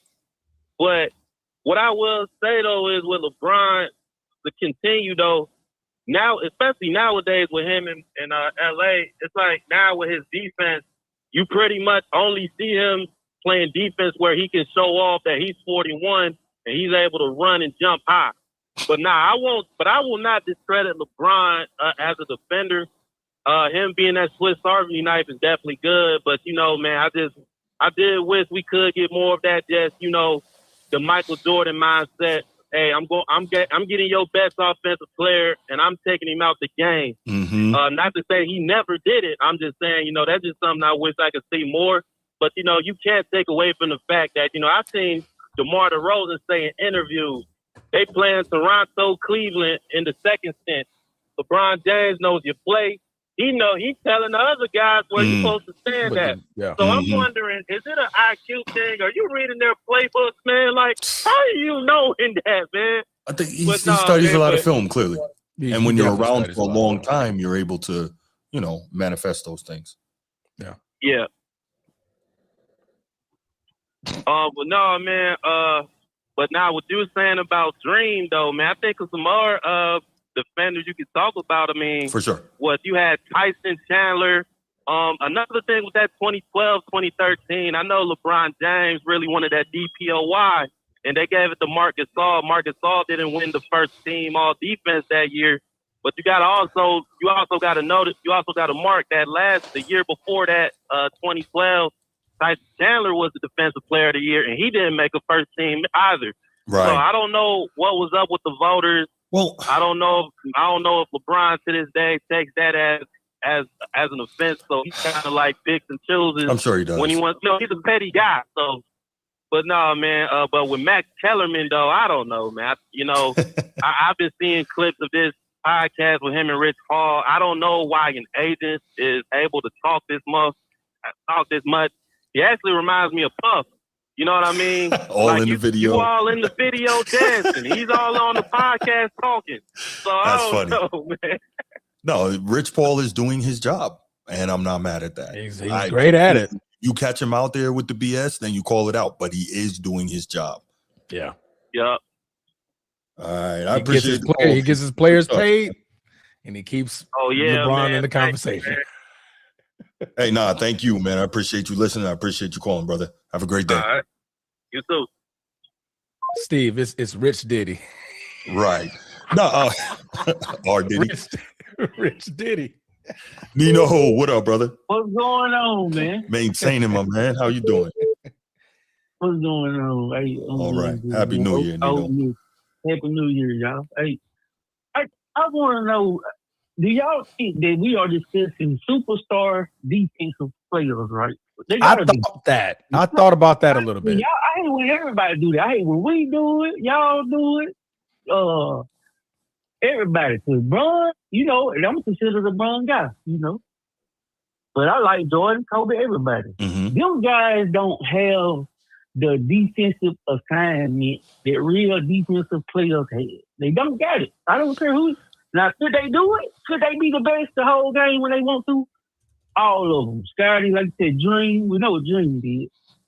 But they didn't have the defensive assignment like Pippen and Ron Artest. Tony Adams wasn't even on the court to play offense. He wasn't even on the court to shoot. Well, his job was be on the court to play defense. Well, okay. I think that you make a great point, but I think that it's more recently that the defensive players of the year, because they have to be so outstanding, because like it's a totally different game where defense not nearly as important. So if you get a guy that locks in completely on that end of the floor, it's more noticeable, right? But when we were coming up, like if you didn't play defense or attempt to play defense, you weren't going to be on the floor to start with. So I got to disagree with you. Look who's here. Oh, look who's Sneed. What else, Sneed? The fresh Kazi. I missed the whole intro. I missed all of the topics, bro. I'm the worst, bro. I'm sorry, man. All good, brother. No, I think that, Nino, what you're saying is I disagree with it, because back then you still had great offensive players who still took the defensive assignment, right? like I said, Michael Jordan did that. Like he wanted to smoke with Clyde Drexler in the 91 finals. He wanted that. The popular narrative is that Scottie Pippen guarded Magic for the most of the way in the 91 finals. Just not true. Scottie Pippen has actually said it himself that Michael Jordan guarded Magic most of the way. And if you do the research on it, that's the case. Now, did Scottie play a role in disrupting Magic with his size? Absolutely. Pause. He played a role in that. But at the end of the day, Michael Jordan did have that assignment most of the way. So back then, because guys guarded their positions, right? For the most part, guys took the matchup. Gary Payton, people act like he was only a defender. Like this dude wasn't Marcus Smart out here. In his prime, he was averaging like 23 and 8.5. Yeah. So he was scoring, he was assisting, and he was locking up on defense. Kobe, same thing. So I just look at it to say, like, I think that's a shift more towards the modern game. Now I'm gonna give you that, Bruce. Now, so everything you said is correct. But I'm going to see if you're going to be biased or not. Now. Okay. Because I know you play ball. I can see that everything you said is correct. Now, is it easier to play the way defense the way they played it? Because they played, what I'm saying, they played defense. But they wasn't playing against a spread offense, trying to guard Kobe, trying to guard Westbrook by itself, trying to guard Kevin Durant. It was a lot of help defense going on because of the way the offense was ran. So what I'm saying, Tony Allen would have Kobe like playing defense like they play Steph Curry now. I don't see nobody play nobody. I watched the old basketball over there, Bruce. Right. Well, nobody playing no defense like that way out there holding Steph Curry like that. Now, could they do it? That's not what I'm saying. I agree that I'm not one of them. Oh, these players can do this. But the way the game is played, which is the transforming point, and you be saying that too, it's hard to compare the errors. Because MJ wasn't never on no island guarding Kevin Durant, guarding Paul Pierce, guarding Bron. Bron wasn't on the island guarding Michael Jordan either. Well, no, but MJ was on the island guarding Mitch Richmond. He was on the island guarding Steve Smith. He was on the island guarding Clyde Drexler, right? The elite offensive players of his era. He was guarding them guys. So, like, I'm not really sure. I was giving them work, though, too. Yeah, they was giving them work. They was giving them work. What did my boy, my dude Raul say about it? What did he say about it, Bruce? What was it? I don't remember. What was it? He gave Michael Jordan work and everybody else. Oh, yeah, he sure did. Yeah, he sure did. Imagine him playing today, Bruce, without that space. Mahmoud was Steph before Steph. They're very similar players. And everybody say he lying, now you better go watch film. There it is. But that's all I got, man. I just want to say, I wouldn't even like putting Bron and them in there because these guys that made the team just to play defense. They couldn't even look at the basket. So I give a nod to them as far as we talk all-time defense. They did know. No doubt. That was their job. Right. I appreciate the call, Nino. Thank you, brother. Absolutely. See, man, what you had a dinner or something, cuz? I mean, look at the lineup, look at the haircut, look at the beard. Like, well, he gotta go back to school tomorrow and all that. Okay. Bro, listen, you remember back when you were in school, right? You had to get funky fresh gear. You had got the outfit laid out. You know what I mean? I'm like, well, Steve got anything on? Bro, the problem has been like holiday seasons. They get busier. It's hard to find time to do anything outside of the family stuff. So I finally found a freaking time to get a haircut, bro. Right. That's right. Sean, what up, Sean? What's up, guys? What's up, Steve? What up? Man, Max Kellerman, man. Why you what do you really need that check, man? I don't know why you at the wide, man. You didn't have to wide the kitchen. First of all, asking another man, does he really need that check? That's an awful question to ask. I'm pretty sure if Rich Paul was to pay Bruce to say some bullshit, he'd say Bruce is taking that check. Nah, I wouldn't do it. That's so funny. My other homeboy always tells me that. And I'm like, I couldn't compromise myself. And the reason why is because I never had that kind of money, so I won't miss it. So I'm not going to compromise myself. I think he would wait to cash the check.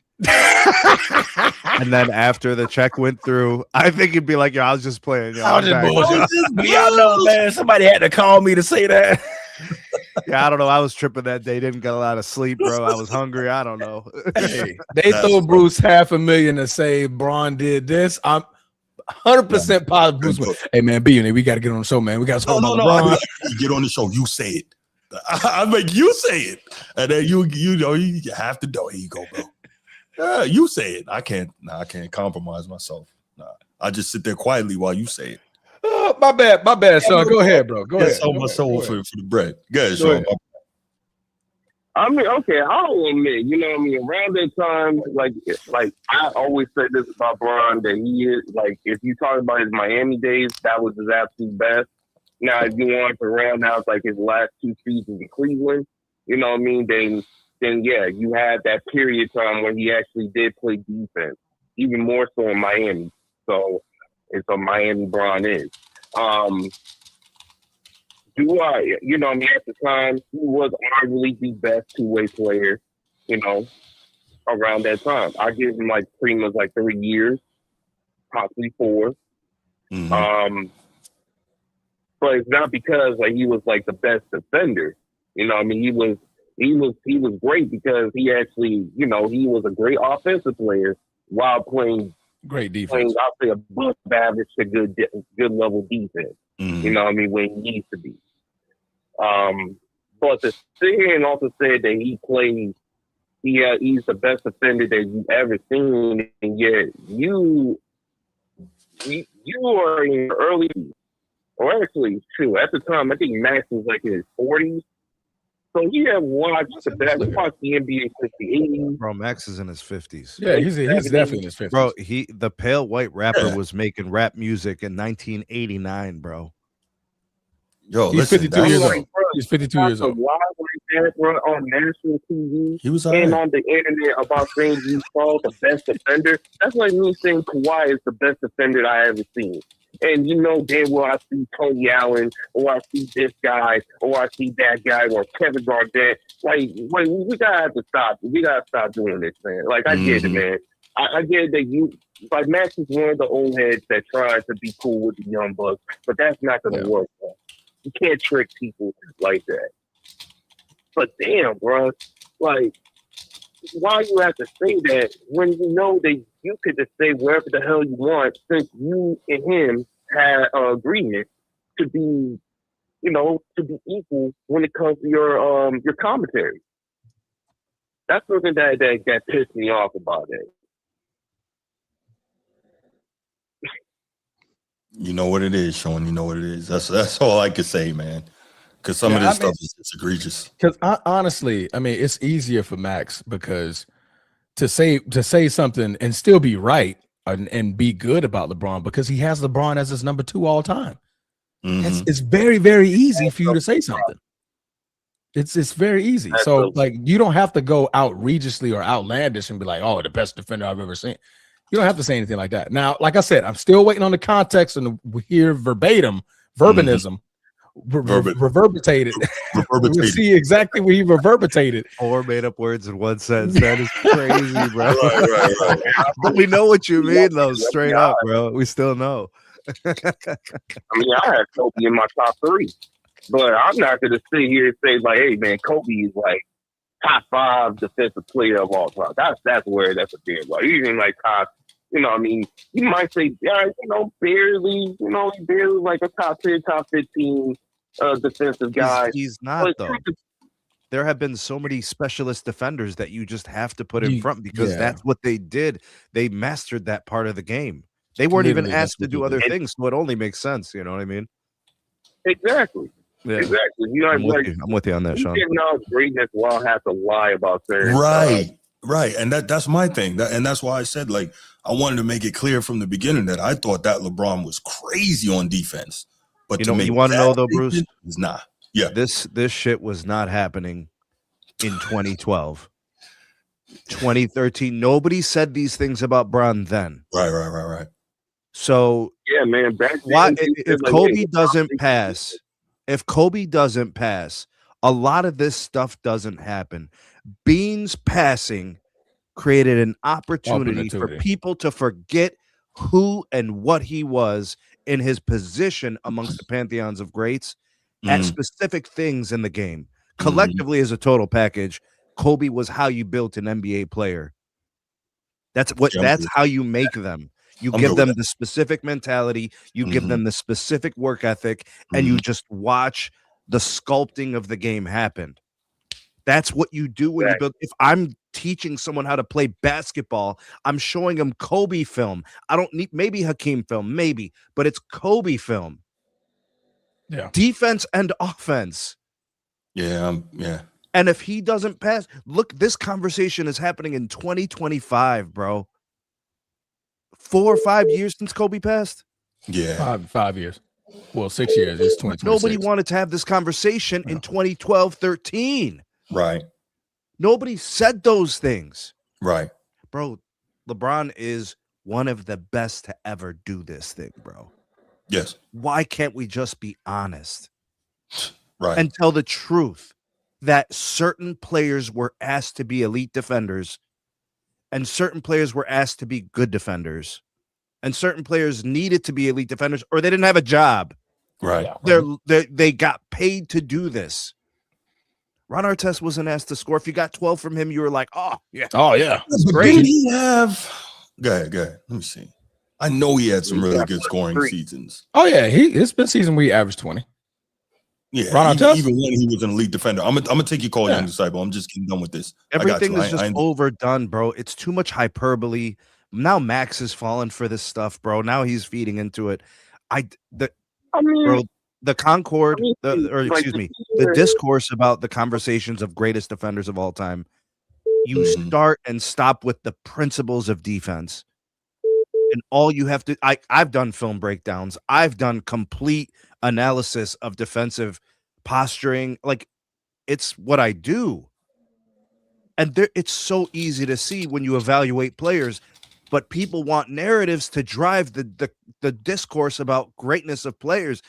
2012, LeBron was a great defender, his greatest defensive year, probably. But did you know that the following season it was basically the same? But nobody talks about that year. That's how you know this is all a bunch because of it's easier to push the narrative of that's what I was about to say. It's easier to push the narrative of he got robbed for defensive player of the year, blah, blah, blah. When it's like 13-14 Bron and 12-13. You can't do it. It looks the same. Right. Yep, it does look the same. To me, it's a trip, man. Like, I mean, I get it. You know, I mean, they built this project since like, you know, the 2000s. So, you know, they keep on trying to make it to be like, hey, you know, he's better than Mike. And then when things all fail, they want to lower their expectations until he actually win a championship so they could boost him up. Or he able to do this accomplishment and boost him up. Right. Like, that is the thing that kind of aggravates me when it comes to it. Like, there is a reason why, you know, these people like you always get on his head. Because of stuff like this. Like, be consistent. If I said Kobe Bryant is better than Michael Jordan and also he fails, I have to be pro. We all do. You know, I mean, Hakeem, he lost against the Celtics. And you know what happened? You know what I mean? He still is among the top 5. He just said he's not like the best big man in the world. So we all who, you know, when we have like our greatest players, our favorite players, we eat crow. Why can't Bron fans do the same exact thing? That's all I ask. You know what, Sean, we got to be honest here, and then I'm going to let you go. A big part of it, unfortunately, is this same sports media, man, because most of the time when you hear them talk, they're repeating the same talking points that they hear from the mainstream sports media. So it's not just them. They've been conditioned over, you know, the last 20 whatever years to see it the way they see it and to say the things they say. I mean, I get it. You know what I mean? If you're gonna glaze winners because they actually win something. Don't glaze someone who lose more than they won. That's all. You know what I mean? Just being honest. I mean, shoot, man. Like, these Bron fans think that anything in LA, everyone talks about LeBron. No, that's not true. In Los Angeles right now, Shohei Ohtani is the face in Los Angeles. But I'll stop right there. You know, I mean, I'll hang up. No doubt, man. I appreciate it. Thanks for the call. Sir. All right, brother. Young disciple only. Please call back. I want to make sure we take your call, bro. But yeah, it's I used to blame it on his fans, but a big part of at least 50% of that is the mainstream sports media that has been pushing certain narratives for all these years. So think about it. If you grow up hearing those things over and over again for 2 decades, you're going to believe it and you're going to repeat that. By the way, Bruce, real quick, Bruce, I did a film breakdown on my channel about 2009 LeBron's defense. Mm-hmm. That actually was the best version of LeBron as a defender because he wasn't as heavy as he was before. His feet were actually faster. His strength and size was good enough in 09. He didn't need to be 260. 240, he was actually faster, so he was better on the perimeter. 09 was actually the best version of Brown. I got to check out that video. Yeah. Okay. No doubt. Young disciple, what's good, brother? Hey, what's up, bro? Maintain it. Hey, I just want to know, what y'all mean when y'all say it's because of Kobe passing that they able to get away with saying stuff like this. Like, I just want y'all to draw the parallel for me because I don't get that. There were no conversations about this in 2012 or 13, or 14 or 15, or 16 or 17, or 18 or 19, or 20 or 21. Conversations about what? About like LeBron being the greatest defender of all time that anybody ever saw. So how would Kobe stop Max from thinking that? I don't know. It doesn't make any sense. I'm with you. I don't understand why they're doing this. I don't get it. No. I'm just saying when y'all throwing Kobe name out there, and to me, like it ain't even that shit ain't even warranted. Like I mean, even if that's the side of the street you stand on, like I'm just saying to every time LeBron gets any type of praise or any type of compliment, like y'all want to link it to and say like if Kobe, bro, when Kobe was, answer me this question, was Kobe here when they was ranking them the 40th best player in the league and he was having to call ESPN idiots? Was he here then? I don't get it. What are you trying to say? Oh, he talking about the Bleach Report ranking. I'm saying, and Kobe went and dominated the very next season. You said none of this stuff would happen if Kobe was here. That's what you're saying, bro. And I'm saying why Kobe was here, bro. It was conversations and debates where his name wasn't in there. It was LeBron and Mike. When did they start? It was Kobe and Mike before Kobe passed. I'm not trying to argue if it's right or wrong, bro. That's not what I'm arguing. That's to each his own. I'm not here for that right now. What I'm saying is that for you to say if Kobe was here, bro, Kobe couldn't even stop the negative narratives that was given about him. Why didn't they ever say these things about LeBron in 2012 if they really believe what they're saying? First of all, LeBron in 2012 was absolutely. Hold on, just let me finish real quick. LeBron in 2012 was absolutely elite defensively. There's nothing wrong with that. That is 100% fact. There's a reason why he was validated as a candidate for DPOY. But nobody talked about that season ever being his best defensive year, the best defensive year they've ever seen then. And I'm trying to figure out is why. I'm just saying, but why are you linking that to Kobe though? Saying if Kobe, I'm because saying now all these things like this are happening. How do you think that Kobe would have stopped Max from saying what he's saying? It's not about stopping it. It's about why are they doing this now? It's not about stopping it. If they were doing this in 15, 16, 18, I wouldn't be saying this. They're doing it now. Bro, my question is why now? But bro, they was praising. So after he came back from 3-1, they wouldn't have a GOAT debate with Mike and LeBron. GOAT debates with Mike and Bron in 2016? I don't think so. No. I never came across those conversations. Ever. So when are y'all saying GOAT debate started? I mean, the GOAT debate's a new manufactured media machine. That's all within the last 4 or 5 years. Okay, since when? What year? I'd say probably 2020. Did I freeze? 1920. Yeah. Man, bro, okay. And you say you from Cleveland. Bro, they been having LeBron. Bro, LeBron been being compared to MJ, bro, for his whole damn career. Comparisons are wonderful. Everybody loves comparisons. It doesn't mean it's legitimate. What do you, hey, bro? What do you make, hey, bro? Hey, let me see. You're an individual, like your name is Sneed. Do I'm saying, we don't think that LeBron is ever gonna see Sneed's list? No, bro. Players play nigga for publications, bro. Nigga, those lists that we see they come out. Players don't play for publications; they play to win games. Bro, that's what you said. What? Players play to win games; they play to win. Okay, bro. We going around the world. I don't want to get there. I'm just saying, bro. Like, bro. R.I.P. to Kobe and Gigi, bro. I'm just saying, bro. We don't gotta bring like for you to say what you said, bro. I'm just saying, bro. It's a poor taste to me, bro. If Kobe was here, they would like. Come on, bro. Like that's the only thing I had a problem with, bro. Whatever else y'all say, but it's cool, bro. But let's not lose sight of the fact, bro, that Kobe had the utmost respect for LeBron, bro. And because LeBron is great, absolutely. We all have respect for LeBron. I'm just saying, bro, that other stuff, bro. You saying if he was here, we're just not going to sit here and pretend like all this isn't happening in the last 5 years. Everybody wish Kobe was here, bro, and didn't lose his life the way he did. But you don't got to tie those two things together, bro. That's all I'm saying, bro. The thing is, let me wrap this up because I want to get you back on topic. I want to get you back on topic. So a lot of stuff. The over exaggerations is where I see where this wouldn't have been said if Kobe was alive, because Kobe would have something to say about it. Yeah. And they don't want to hear what Kobe would have to say about it because Kobe would give you the cold, hard truth about it.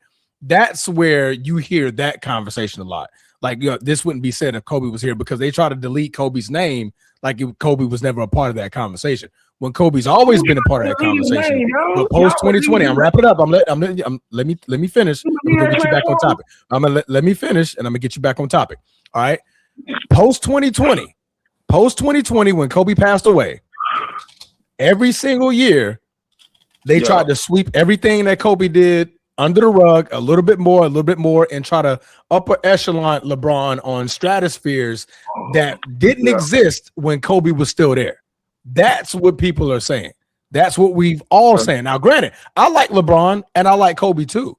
And I'm here to tell you, I saw both because it became a time in 2023 where I was like, wait, when did Kobe leave this conversation? Like Kobe, and Shaq even says it, like, how are we skipping over the fact that Kobe was a part of this conversation? That's where I said it too. Shaq said it, but both of them said it. So it's like they're forgetting the Kobe's. Like when we say this wouldn't be said if Kobe was alive, that's what we meant. But let's get you back on topic. What was your thoughts on Max Kellerman's? What was your thoughts on Max Kellerman's conversation about it? I mean, I get what he's saying, bro. I understand what he's saying. The 2012 and 2013, nigga LeBron, as far as his switchability, his defensive IQ, his all around, like in those finals, he went from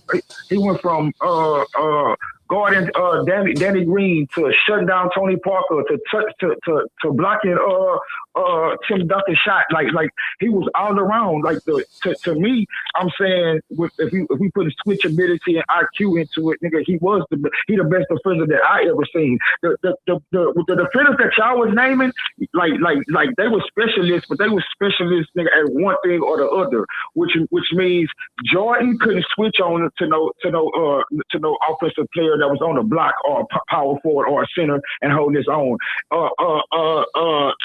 Hakeem, yes, I've seen him do switches, but it was here and there. It wasn't at the rate that LeBron had to do it, and he didn't have to do it in the space that LeBron had to do it in. So when it comes to just basketball, and then I heard Sneeze say that he was like that LeBron was too slow. Like I think he said slow of foot. You can't be slow. Your feet can't be slow, bro. If you're able to guard Derrick Rose, which is one of the fastest players that was in the league at that time, for 1 through 5 in 2012, 2013, LeBron was it was none like him.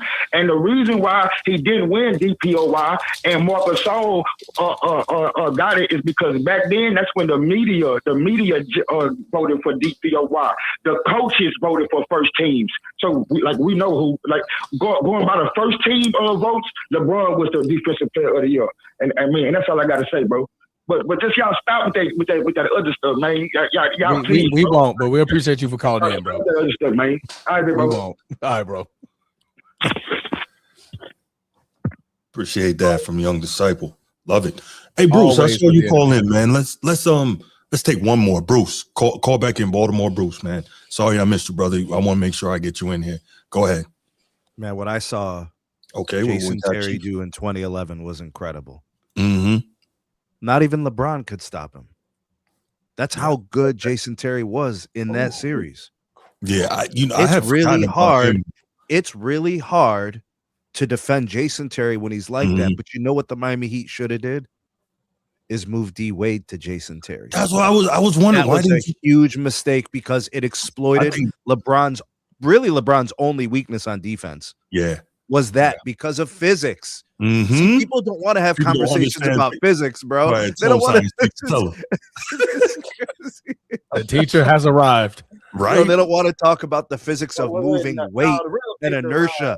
The real teacher arrived. Assalamu alaikum, Aki. Salam. What up, Chief? Salam, Chief. No, me and Max Kellerman about the same age. Okay. I'm about a month older than Max. Okay. So, and this is to me the greatest defender I've seen with my eyes is a guy by the name of Dennis Rodman. Okay, that's fair. Okay. Now, Dennis Rodman put in Michael Jordan, Scottie Pippen, Karl Malone, Shaq. So in the did he have elite IQ, Chief? Yup. Did he have range? Yup. Did he have shot blocking? He had it all. Did he have switchability? He had everything. So he had everything that we've been talking about this whole time. Okay, gotcha. Everything. And I'm just trying to call a spade a spade. You got to have everything. Yeah. He used it. He used it. And matter of fact, Michael Jordan, he ended up for the Bulls to win again. So do you agree, Chief, that he actually punched above his weight? Yeah, for sure. But he was such a great athlete. I think that's you might look at his annex. As far as an athlete, exercise bike, he could cover everything. The reason, as great as LeBron was, there was one player in that era we're undervaluing how great he was Dwight Howard when he won his 3 Defensive Players of the Year. He was elite. Elite then. Yeah. Now, 2012, Mark, I kind of get that one, but that is the reason why I couldn't put, as good as LeBron was, he wasn't better than Dwight those years. He just wasn't. Not those years. So I'm a LeBron guy. But if we're going by what I see, got to be Dennis Rodman. That's fair. Let me ask you, Chief, while we got you, man. And Dwight Howard is another one I neglected to mention. All-time great defender for his era, right? Well, all-time great defender, and ideally he was a DPOY for 3 consecutive years before 2012. Right. So here's my question, though, right? Would you take Dwight Howard as a defensive player of the year over I'm going to name some names and you'd say yes or no. Would you take him as a defensive player of the year over Olajuwon? No. David Robinson? Yeah. Yes. Why David Robinson? Wow. As athletic as David was, that kid, Dwight, he just had it. As far as his instinct. I think D-Rob had it too. He was a monster. I think so. And D-Rob actually ran the floor a little better than Dwight. Crazy. He did. He ran it better defensively. He covered more ground. Patrick Ewing never won one, and we know why he never won one. But if you had two, Dwight Howard and Patrick Ewing, which one you going? I would say Dwight, but the reason why it's Dwight, who taught Dwight his defensive principles, right? Oh, that's right, Patrick Ewing. Right. Great point. He tried to teach him free throws. It didn't happen, bro. No. Right. But other than that, man. Okay. Right, but then too, we also got to look at the era. Dwight wasn't quite 7 feet like those other guys. Well, what about Alonzo Mourning? Dwight Howard's vertical put him at Dwight Howard's vertical put him at almost 13 feet. Yeah, that's kind of crazy. So, like, the height was not that relevant, you know? It wasn't that relevant, but he was so freakish athletically. Mm-hmm. So that's why. So Zoe was great. Okay. Zoe was great. Zoe was a warrior. Uh-huh. But when I think of defenders and with the eye test of what I see, and me and Max the same age, maybe we looking at it two different ways, and maybe we looking at two different eras. And that might be kind of one of those era debates. Rodman was great in the 80s, and he was great in the 90s. Yeah. Some people are trapped in recency, too. They just forget. They forget what they saw. They look past it. It's like an afterthought. They just don't. Right. So it's no slight against LeBron. No, LeBron that's the thing. Nobody's trying to fight him. But you got to think. You got a guy who's just as athletic as LeBron as far as in NBA history, who has the desire and concept of defense. That makes a huge difference in who's going to be a better defensive player or not. That desire to want to. And then Dennis Rodman, he had stuff you just couldn't teach on defense. Yeah. Agreed. So yeah. So, okay, last one, and this is more recent. Okay. So I'm going to get out of the wax museum, as Edward likes to say. But Kevin Garnett. Yeah. Kevin Garnett, Dwight Howard. Where are you on that one? Woo. I thought that was going to trip you up a little bit. Oh, yeah. Man, I hadn't forgot about Minnesota Kevin when he was young. Yeah. I mean, him, even Boston Kevin Garnett, though. First year? He was a little bit older. Man, that's tough. That's tough. Over. Ooh. Because if defensive versatility is the argument for LeBron, which is a very fair argument, then Kevin Garnett should be able to apply that in a one-on-one matchup against Dwight Howard defensively, right? Right. Okay. Right. But the thing I would say about this is I have to give Brian credit. Okay. That man blocked Timmy. Yeah, that was clean too. Not a little bit, like all hand on ball. Like all hand on ball. Right. Timmy. Sure. He played D Rose. Whoever they put him in. Now I think if he has it's the mentality, and this is kind of why people will look at Jordan or Kobe that differ from LeBron. It's the mentality. Like Michael Jordan was like Bruce Lee. Yeah. LeBron James was Bruce Leroy. He had to get the flow. His just already had. See, that's cool. If y'all had watched the with his ass Dragons, for sure, that's the comparison. Yeah. LeBron's great, but he has to search for it. I don't know if you ask me. I think LeBron is show enough, but hey, that's me. But no, I get your analogy, and that was a good one. I think maybe some younger cats might be looking that up like, who? Bruce Leroy. Bruce Leroy. As great as he was. Yeah. He had the body, but it took a while for the mind to get there. That's right. And I think that's also him as a defender. He had the natural tools to be a defender, and it was like later in his first career at Cleveland when I started on, and he's really good. Yeah, and he could have gotten better. So that's good, Chief. Yeah, that's a good call, man. Yeah, I like that. That's good. Yeah, I appreciate that. Chief. That's some good stuff. And shout out to Chief. No defensive eliteness for Dwight Howard until KG exited his prime.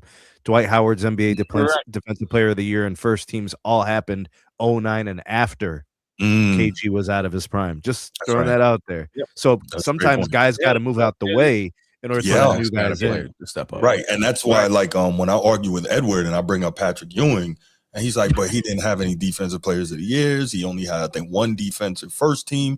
I'm like, but the other guys who were playing at his same peak was David Robinson and Mount Mutombo and the Mount Rushmore of defensive centers. That's hard to push. All time Mount Rushmore of defensive centers. All time. Oh, yeah. Patrick's up there, but see, what a lot of people forget, that's why Patrick got drafted in the first place. Yes. It wasn't for his offense. He was supposed to be the next Bill Russell. Yeah. Hoya Destroyer. And then his jump shot got improved. And as a pro, he got a dependable hook shot, and he made his. So you know what's crazy though? He said, Patrick Ewing, I'm digressing a little bit, but he said, people wonder where the jump shot came from. He said, I always had that. But one time in practice, I'm shooting it, and Coach Thompson told me, if you don't get your butt down on that block, he's like, I never got to show it. The coaches weren't doing nobody no favors, bro. They weren't helping nobody out. It was like, you play how you supposed to play. Yeah, the strength of the coaches back then was discipline. Yes. And like respect and structure. It wasn't as technical as it became later on. Yeah. Right. But yeah, my boy Max, I don't know. Max kind of forgetting history there, man. I think like that's by design. Wait. So we're in our 50s. So sometimes, you're gonna have to go back a little bit further in the Rolodex to start saying, I remember this seeing this growing up. You know what though, Chief? And this is this last thing, I'll let you go. Earlier when I was naming some names and Transformer was saying, well, that's Wemby-esque or that's, whoever-esque. And I'm like, why are you bringing those guys up? And Transformer said a brilliant thing that, see, me being such an athlete, like I don't always get. He said, I'm bringing it so that the younger people can understand what I'm talking about. I'm referencing people they know. And so maybe Max is saying, because we know Max is a historian. If Max is bringing why didn't he bring up Bill Russell and all these other guys? Why didn't he bring up Bill Russell? People are going to be like, who? Right. Why didn't he bring up Bill Russell? Right. Oh. Well, in fairness, he never saw Bill Russell, so he never saw it. Yeah. Right, but no, I get it, and thank you, Transformer, seriously, because I got to think more like that sometimes. Right. Sometimes you got to go. That's what we're here for, man. I appreciate you, brother. But also too, I think sometimes the young guys need to look at some guys and really watch some of that old stuff and be like, man, this guy was really, really good. Right. So Wemby, I love Wemby, and he could cover all five. But the only thing about these new guys, and this is my complaint to them, and this is where, as a Lakers fan, the new guys, they always seem to be hurt. Yeah. The only person steady is the 41-year-old with a bad back. All our young guys be hurt. They can't. Ayton can't play no D. I mean, you look at their body types. Look at their frames. Are we talking physics again? Oh no! Look at their frames. Not like physics. Look at AD's always hurt. Why? Long and stringy. Wemby always hurt. Long and stringy. Kevin Durant, long and like those stringy type players. Like, yes, you're athletic. You're long pause. I mean, that's a lot of pause, and I got to throw in there. But their frames are not built like LeBron, who's 250, 260, just solid. Like it's hard for you to hurt me because it's a lot to go through. Actually, LeBron, the difference is LeBron trains for durability. That's why LeBron is where he is today. Those other guys don't train for durability. They train specialization for movements. It's not durability. If I go back and watch Anthony Mason was never hurt. Zoe Morning was available. Bro, his kidneys were failing and he was playing NBA ball, bro. Yeah. This it's just a different mentality of how they train. Warrior. But go ahead, Chief. No, I was gonna say, Transformer. We need to send them your card to get them boys north. For real. For real. Put some meat on them bones, man. Get that man a sandwich. Bricks in them back pockets. Yeah. Hey, if you give me Wemby, man, Wemby gonna be your next Shaquille O'Neal. I'm making sure he put everybody in the. We need him to be the next Kareem. Forget Shaquille. Just make him Kareem. For real. Yeah. But Chief, I'm gonna let you go, man. I want to get Bruce in here, and then we're gonna move on to the next topic. Thank you for the call, man. Great one as always. Okay. Newton's law of motion. Look at you, the engineer, man. There's three. There's three. It's not one. Yeah. There's three. An object in motion will remain in motion unless external forces act upon it.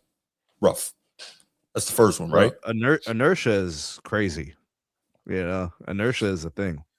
Hey, Bruce, man, if you're still there, give us a call back, man. I'm gonna give you 30 seconds, and then we're gonna go on. He's gonna cook. He's gonna cook on that Baltimore Ravens, man. Yeah, he's ready to talk Baltimore Steelers. We have no Baltimore Ravens topic. He's gonna make it. If you're trying to talk Ravens, do not do it. We have no Ravens topic. Go ahead, Bruce. What up?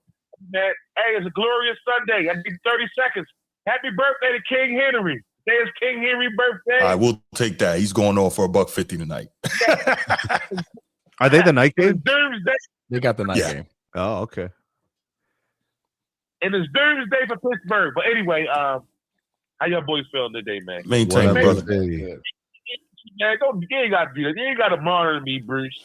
Talk Hey, about man, about the Ravens. Don't do that. Hey, man, we trying to, we got 2 more. It's 2 hours in, so we trying to, keep you on subject so we can move on. Hold on. We 2 hours make it brief. And why is we not talking about the game for the night? I don't get it. But anyway, that's not I ain't got nothing to do with what's going on in the topics of the show. I'm just confused. But we'll that's for you and Young Disciple, man. Y'all get your show and you do it. I was surprised. Anyway, LeBron, he was best. I think he's one of the best off-ball defenders in his prime. I don't know about his lockdown defense. It was above average for sure. He could lock some stuff up. I would say this: he put forth more effort when he was younger.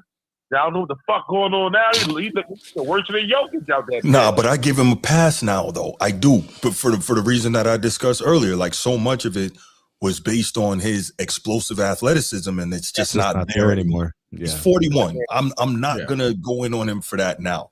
Now that said, you out there on the floor, you should be giving your best effort, and he doesn't even try. But still, I'm not gonna go in on him for. I'm not. I can't.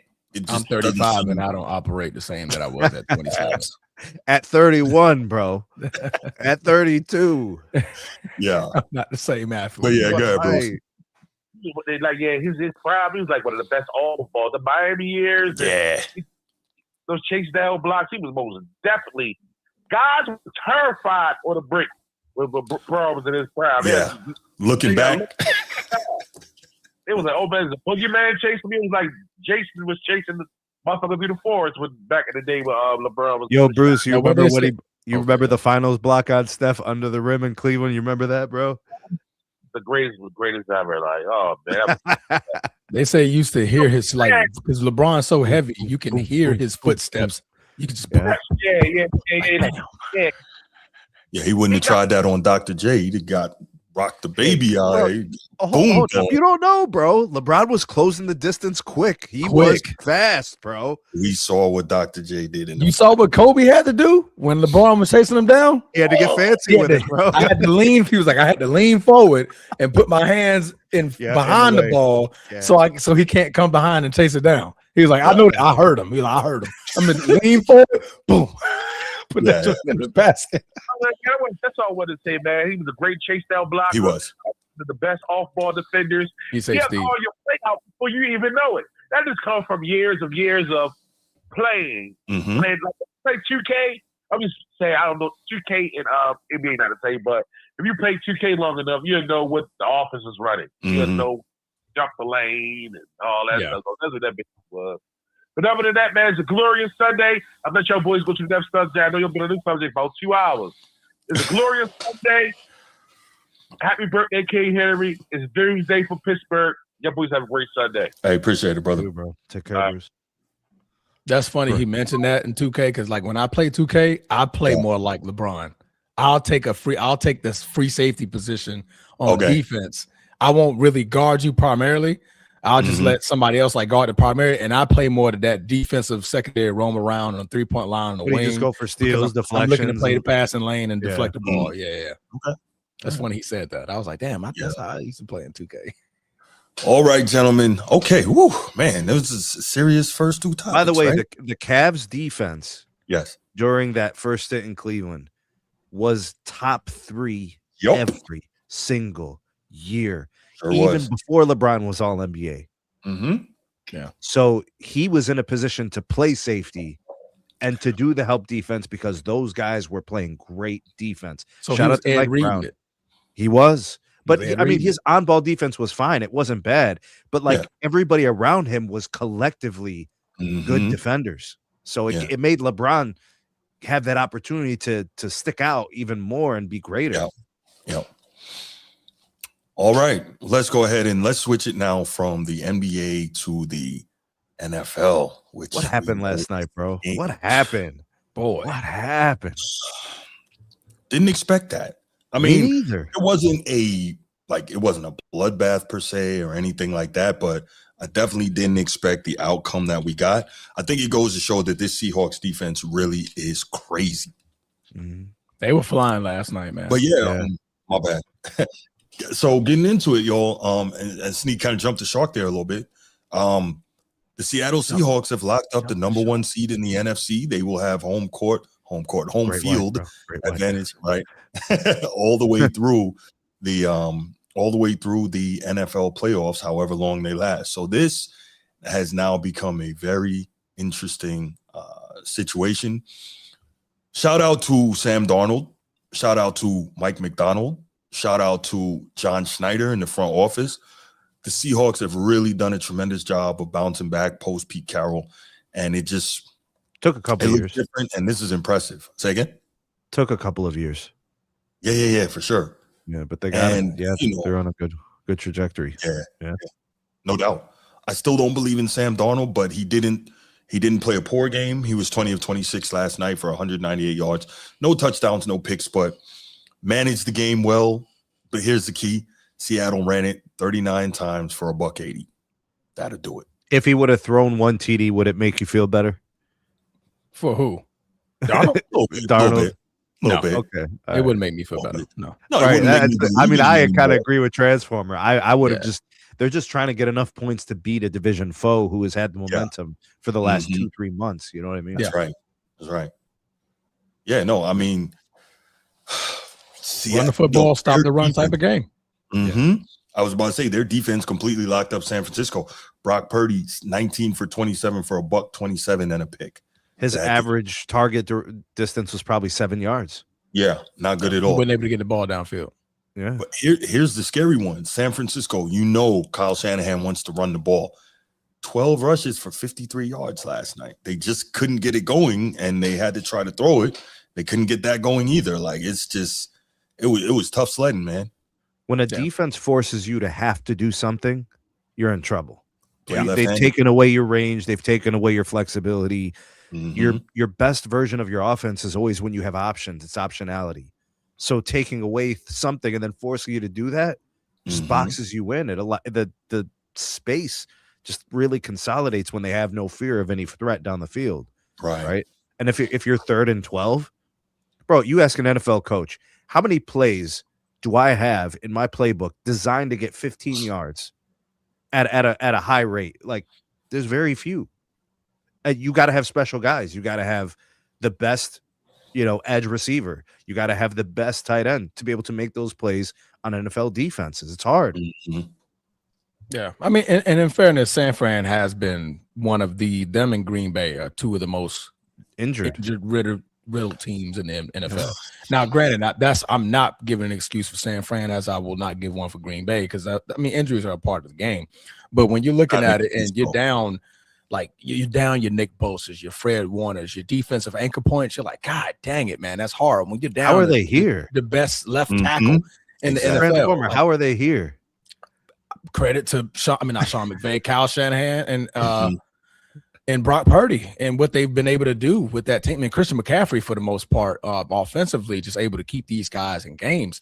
But like clearly last night, we saw, because now Trent Williams was out. It's like Brock's like, that's my blind spot. Like I now have to get the ball out a whole lot quicker, and it just wasn't working. Like you said, he wasn't able to get the ball out downfield because they were in his face. And like, I'm blitzing that left side, right? Because your backup to Trent Williams is not as good. Is nowhere near, not even half as good as Trent Williams. There was a couple of plays, Transformer, where 3 got in. 3 down linemen got Trent's in. Down. Yeah. So like, credit to San Fran, man. 12-5. I mean, I'm pretty sure if you would ask any other team in this league, would they rather be in San Fran's position? They would say hell yeah. Especially with the injuries that we just piled up. I mean, we're just piling. And Brock Purdy got away with a scare, but apparently it was a stinger. From that sack, that hit that he took last night at the end of the game. So, but apparently Shanahan shut that down. Like, nah, he was okay. He could have came back. Like, we just decided not to put him in because the game was it was over. It was over. But it was honestly, man, Seattle defensively, they came with a game plan and they were overly successful because one, you take their Swiss Army knife and Christian McCaffrey out of the game. You take Christian McCaffrey out the game, San Fran is not as good. They're not as good with C-Mac being held up the way he was. Clearly. Yeah. So I actually was looking up some things earlier, and I said, I have a question. Like, we know that teams, obviously, the first thing they look for in the NFL is win the division, because when you win the division, you automatically get a postseason bid. So that's the number one thing. You want to win your division, right? And then, what you can do from there, you want to try to solidify as high a seed as possible or get the most home field games as possible, right? Okay, cool. Yeah. So I was looking this up and I was wondering, what percentage of the time does the number one seed in a conference make the Super Bowl? Because when you're the number one seed, Philly, you get that home. I think the last one was Philly, like 10 years ago. So. Yeah, I think it was Philly. Wait, Philly wasn't number one seed last year? No. Okay. I think the Vikings lost it against Detroit. Detroit was number one. Detroit was the number one seed. Detroit was number one seed. Yeah. That was the game that they lost the number one seed. Mm-hmm. So and then they lost. Yeah. So I actually looked it up. Historically, more than half of all number one seeds actually reach the Super Bowl. So that's why trying to get that and get the home field all the way through is so important. About 53% of the time. But that's the highest percentage though of all positions. Like if you go to the eighth ranked or the seventh ranked or the sixth ranked, their percentages are much lower.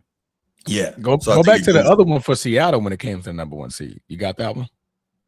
Which one? Every time that they're the number one seed in NFC? No. They make it to the Super Bowl.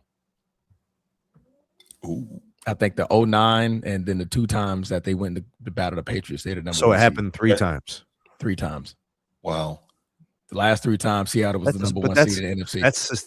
That's statistically such a small body. It's insignificant. Yeah, it is. I'm just saying it was. Yeah. It just correlates or whatever. Yeah. So like Seattle's probably like last time we did this, yes. Last 3 times we did this, yes. Like we made it to the Super Bowl for this, right? Yeah. You have Sam Darnold, not Russell Wilson, guys. I think part of it speaks to Sean Alexander at running back. You don't have Sean Alexander right now.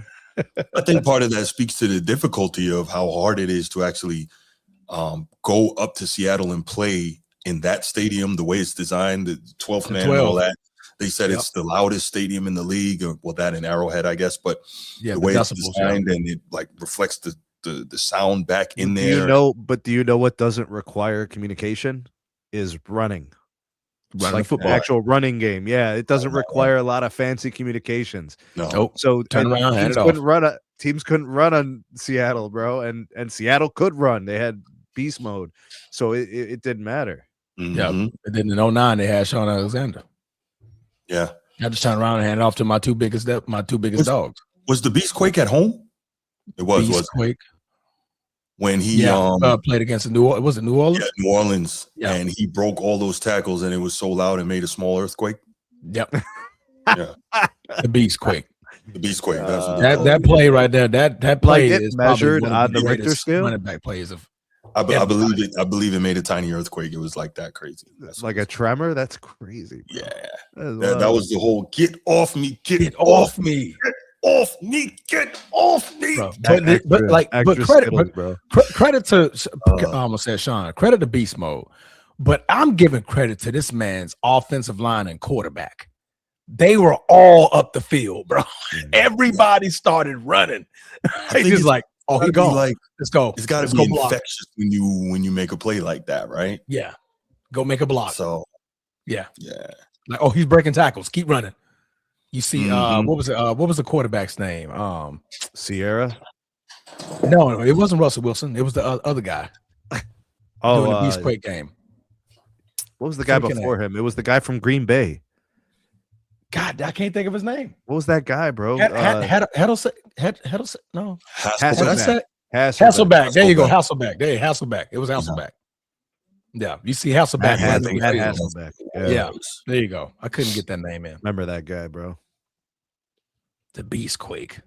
But yeah, man, Seattle being a top seed, man, I'm pretty sure they're. I mean, my biggest concern is the number one guy, Sam Darnold. I mean, we've seen this movie before multiple He's the bottleneck. times. You're saying It's like a volcano waiting to explode, right? And you just hoping that it doesn't explode in the wrong moments. And last night, he didn't put the ball in harm's way. He played a pretty clean game, no touchdowns, but also no picks.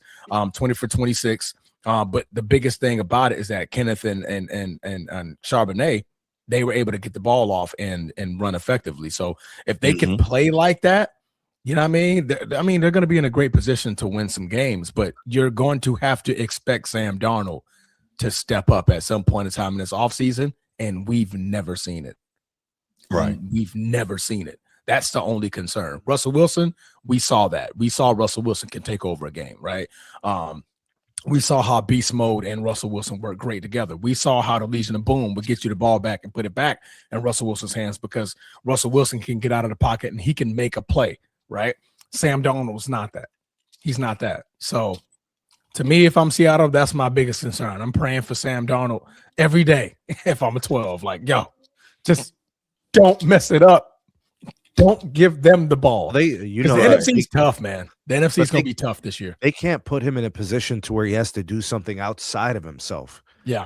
That's when quarterbacks get in trouble, is when you ask them to do things they're not really proven that they've been able to do effectively. Yeah. You could do that with a prime Aaron Rodgers. You could do that with prime Mahomes or whatever. Even prime Russell Wilson did some incredible things. But you have to stay within the rails of a player's abilities. And then everybody gets mad at the player when they do something stupid. But, are you sure that the coach didn't ask him to do too much? Yeah. Because that happens sometimes. Correct. It definitely does. Correct. Right now, Seattle Seahawks will have the bye week. As it currently stands, I believe that they will play either San Fran or the Rams. That's depending tough, depending on if the Rams get the number 2 Another seed. divisional matchup. That's tough. It would be San Fran and the Rams. Yeah. Well, it wouldn't be out the gate. It would be after the bye, but after the bye, because I think that San Fran is going to beat Tampa. So at worst, they're going to play the 5th seed. Mm-hmm. And the thing about it, Transformer, is the tape. You go back and you watch the film, and you're like, "We got to fix this. We got to fix that." Sometimes just knowing what you have to fix is kind of the battle. Yeah. So that's, I don't want to say it's easy. It's easier said than done, but you know what you would have to fix. So sometimes as the other coach, you're like, they know what we're going to try to do. Let's try to do that again. But if that doesn't work, we do need some other options. We need to fall back on something else. Yeah. Correct. Yeah. Mm-hmm. Correct. Absolutely. We'll have another that will be the 4th trilogy crazy, of the off season. Of the postseason. I'm sorry. 4th trilogy of the postseason. These teams hate each other, bro. They do. They're just going to hate each other more. And now divisional rivalry should be just stoked with hatred. I'm tired of these sports and guys being buddies, man. You don't see it nearly as much in football, but I think it's a beautiful thing, man. Bring me the hatred. It's going to make guys hit harder and tackle. Yeah. To me, it does happen a lot, Bruce. They just don't televise it. They turn the cameras off. Like you see a lot of jersey swaps and stuff like that posted, but they're not going to put it on TV. They're not going to put it on TV. We don't want to put that image in there. Like, oh well, y'all are buddy after the game. Like, no. Turn the cameras off. Let's go. But the do divisional the conference interviews and stuff like that. Right. But they don't trade jerseys within the division. Oh no. No. We don't do that in the divisional. No, you're asking to get shipped out. You're asking to get traded from your team, bro. No. That's a no. Unless you're brothers, like the brothers do it. Like you see that a different. lot. It's but like like a the family brothers affair. do it. But you're not going to see Jordan Love ask Jared Goff for a jersey. Absolutely not. I will freaking banish Jordan Love from the bowels of Wisconsin forever. Yeah. I will gladly say cut him and pay Malik Willis, and we got a quarterback. Falcons Saints, one of the only rivalries we're left. Have you been to the AFC North? Nobody likes each other. Nobody likes each other anywhere in that division. There's a lot of of stuff. I think you're talking about left to play today. Okay. I mean, Green Bay plays Minnesota, but it's not a game that matters. Okay, I got you. Okay, I thought that's what he means. I thought VC is me was stating like generally. I was gonna say, bro, that these divisions are healthy in rivalry for sure. Yeah, I mean, then you got the Pittsburgh Ravens game. That's a rivalry game. And right? with every game this weekend is a rivalry game, to be honest with you. Oh, Bruce froze? Oh, that's what he's doing. I got kicked out. My fault. I got you. We good. Bro, we're going to have to contact who about this and get you some more credits, bro. Nah, my computer actually froze up, so I was in the task. Q was in the building. Salute the opinion stated, man. Some tabs. Salute the opinion stated. Yeah, Q cooking up some content lately, bro. Yeah, man. Q's on it. What up, Q? Oh, it's 'tis the season for Q, man. That basketball season is here. Right? Q, like, yeah, I can live through football, whatever. Yeah, Q had a long year for the Commanders, bro. Oh my God. He did. I think they about to get belt the ass again today by the Eagles. Mm-hmm. Well, let's say rest everybody. Could be possible. But just between you and me, Transformer, I think that coach should be fired. Just between you and me. Oh, Commanders? Quinn? Yeah, Quinn is an idiot. Damn. I mean, yeah, he did stupid stuff in terms of, the future with Jayden Daniels, but I don't know that he should be fired based on what we saw he is capable I could of hire anybody to do some dumb shit like that, bro. Okay. Okay. Yo, that's a crazy stat, Woodage. Wow. Did y'all see this? Jim McMahon won a Super Bowl with the Bears in '85 and Packers in '96, both at the Super Bowl. Jim McMahon was holding the clipboard in '96. I guess. I had no idea. I didn't know that either. I know I think he played for the Eagles. I never knew he played for the Packers. He played for the Eagles? Crazy. Yeah.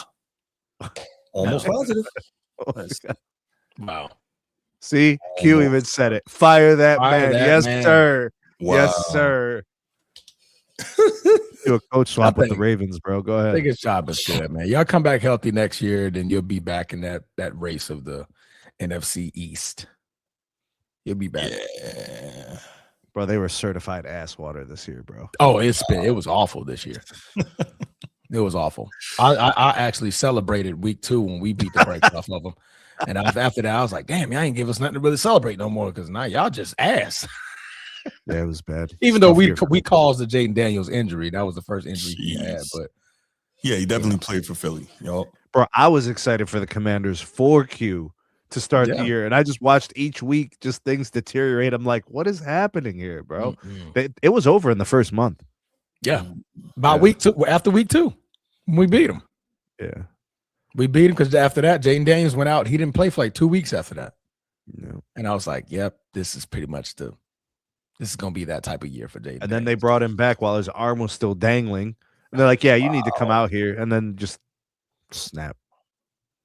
Stupid, bro. That's insane. Yeah, that was definitely a bad look. I think they could have definitely done a lot better than that. So Seattle with the bye week. What's your projections of how far he gets? Of how far I said him because I'm thinking of Sam Darnold. But how far do they get? It's always so difficult to do that when you don't have the complete playoff brackets. Yeah. More likely to win the divisional game or more likely to lose the divisional game? It's so hard because we all agree it's on Sam Darnold. It is. That's where I'm like, the rest of it is all pretty solid. We don't expect the defense to choke away a game. Yeah. You said it. It's interesting for sure. NFC Championship game. That's your the NFC Championship game? I think they can do that, yeah. So bye week, then they got to beat San Fran or the Rams, depending on which one is the lower seed at that time. Yeah, I'll go the other way, bro. I'll go the other way. I say Detroit beat Chicago today. That puts Philly back in the number 2 spot. Okay. Green Bay can beat Philly, but I don't see him beating Philly. You got Detroit beating Chicago today? Yeah. Yeah. I think Are they resting Caleb Williams? No, because they have something to fight for. They are playing to win. Okay. Yeah, because they have to seeding right now. Okay. They're trying to keep the number 2 seed to have the trilogy against us. Yeah, got you. Yeah, and Detroit's like, man, bump your trilogy. We don't care about your damn trilogy. Detroit's out, right? They're already out. Yeah, Detroit's out. Yeah. Yes. Detroit so they want to ruin it for the Bears for a divisional rival. Correct. as much as they can anyway. Because then that'll put Philly to play us, and then the Rams that have to play Chicago. The Lions' season is not that much better than the Commanders. If you talk expectations, well, the only grace I can possibly give the Lions, and that it's not much, had me and you. Well, yeah, injuries definitely, and they lost both coordinators. And be at nose tackle, bro. But they lost both coordinators. That doesn't help a whole lot. But that defensive coordinator this year, he was pretty good. That kid with the dreads, I can't think of his name. Yeah, he was actually pretty good. He did a good job. Yeah, but you forgot the hand he was dealt. He was just like, bro. The first 2 months of the season, I think Detroit was 7-3-1, weren't they? Yeah, early on, yeah. Okay, so what was wrong with the coordinators for the first 2 months, bro? It's still the principle of you lost both, and so maybe they knew how to do what they knew how to do, kind of filling in. But when it came time to making those adjustments and dealing with the injuries, etc., right. Because if you look at if you look at the end of the season, as long as you hang in there. Okay? Yeah, if you look at the end of the season, they started getting outscored. Mm-hmm. Like they couldn't do anything to like their secondary is awful by the end of the year. They lost everybody. Right. Safeties, corners, everybody was hurt. I think they're bringing up practice squad guys. Yeah. Yeah. And the defensive coordinator, like he's pulling on one dread like this, like, come on, man, damn it. Yeah. Why do y'all stay healthy like that? Yeah. Every time I get a scheme up, I gotta scheme the next guy off the bench, the next guy off the bench. And like you said, man, it was just overwhelming, man. Hey, Sneed, by the way, I know this is not Seahawks, it's not the topic. Do you think Myles Garrett gets a record today? I do. I do too. Who are they playing? The Bengals. Oh, I think somebody's touching Burrow. I think there will be an abnormal amount of blitzes coming up the middle, so that way the edge is available. Oh, okay. You know, like I think what's the name of the defensive coordinator? Who, Albert Golden? Oh, Jim Schwartz. Golden? Jim Schwartz. For the Bengals? Yeah, Jim Schwartz. Yeah. Jim Schwartz. Okay. Gotcha. I think he's Jim Schwartz a blitz heavy guy. So So, but it's going to be where the blitzes will come from. So they're going to show blitz in the middle or the other edge, so that way the line automatically just kind of leaves Mile alone. They're just going to keep blitzing until he gets it. Once he gets the record or whatever, or is he tied to the record, or does he need 2? He's like half a sack down, if I'm not mistaken. Yeah, okay, so the next sack will be the one. Next full sack will be the one. Yeah. So full sack, then they'll start playing their normal game. He will blitz extra until they get it. Well, look, I don't know. To me, today, I don't care if you win or you lose. You got to get Myles the record. It's not like the playoffs are on the line or anything like that. Get this guy for Myles. And he's been. That's right. I think he gets it in the first quarter. Possibly the first drive. Yeah. No, you got to that get game that about to start right now. Yeah. As what's his name? As Shador would say, legendary is about to be upon us. The legendary. About to be legendary. Mm-hmm. Yo, what is NFL COY? What does that stand for? Coach of the year. Coach of the year. Okay, I forgot about that, bro. COY. Hey, Sneed. I'm like, who's the problem? I'm like COY. I never thought about it like that. Like COY. Yeah, it's like Depoy, you know. Got you. Roy. Sneed is hilarious, bro. This man, like, COY. Who is the coyote, bro? What's COY? It's COY. Oh my goodness. Yo, wow. Hey, that was about to give Sneed problems, boy. It's like, man, I don't know what this last topic is about. NFL COY. Like, what am I supposed to say here? I gotta come up with something. NFL Coyote. Who's the NFL Coyote? The coyote, bro, from Yosemite, bro. Yosemite Sam. Oh man, that was hilarious, bro. Yeah, that was hilarious. All right, let's see if we get a call or two on this, and then we'll go to the last topic. Over under. Myles Garrett gets it in the first half or the second half? First half. First half? Call yeah. it. Got it. Yeah, first half. And start of the game. Myles Garrett breaks the record. Seriously? First play. Seriously? Oh. No, I'm messing with you, man. It sounds like playing, bro. Stop doing stuff like that. I get at 101. They just didn't even kick off yet, bro. Like, what is he hating it? It's Like, literally no, 101, bro. They're still Yeah. doing the game intros. They didn't even do the kickoff yet. This dude's Right. tripping, bro. What up, bros? Stop playing games, Transformer. I'm jealous of the Seahawks. You know why? Oh, Mike McDonald. Yes, going. This guy got this defense, but hey, man, if Sam Darnold could play like this, play that turnover free, Yeah. That manage the game with that defense, you'll see Seattle in the Super Bowl again. They'll win that shit. Ain't nobody if that defense. What I saw last night, that held a formidable, a valuable opponent at San Francisco. The 3 points, and if you look at the numbers, they only gained like threw for like 67 yards and something like that, or ran for like 30 something yards. Listen, I am jealous.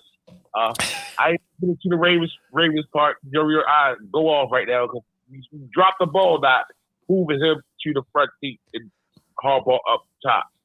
Mike, but that whatever his system is, whatever he says to those guys, whatever philosophy that is that's working for them, that's the same philosophy the Ravens had in 2023 when we had the Triple Crown, when we let in every defensive category to give you those championship games.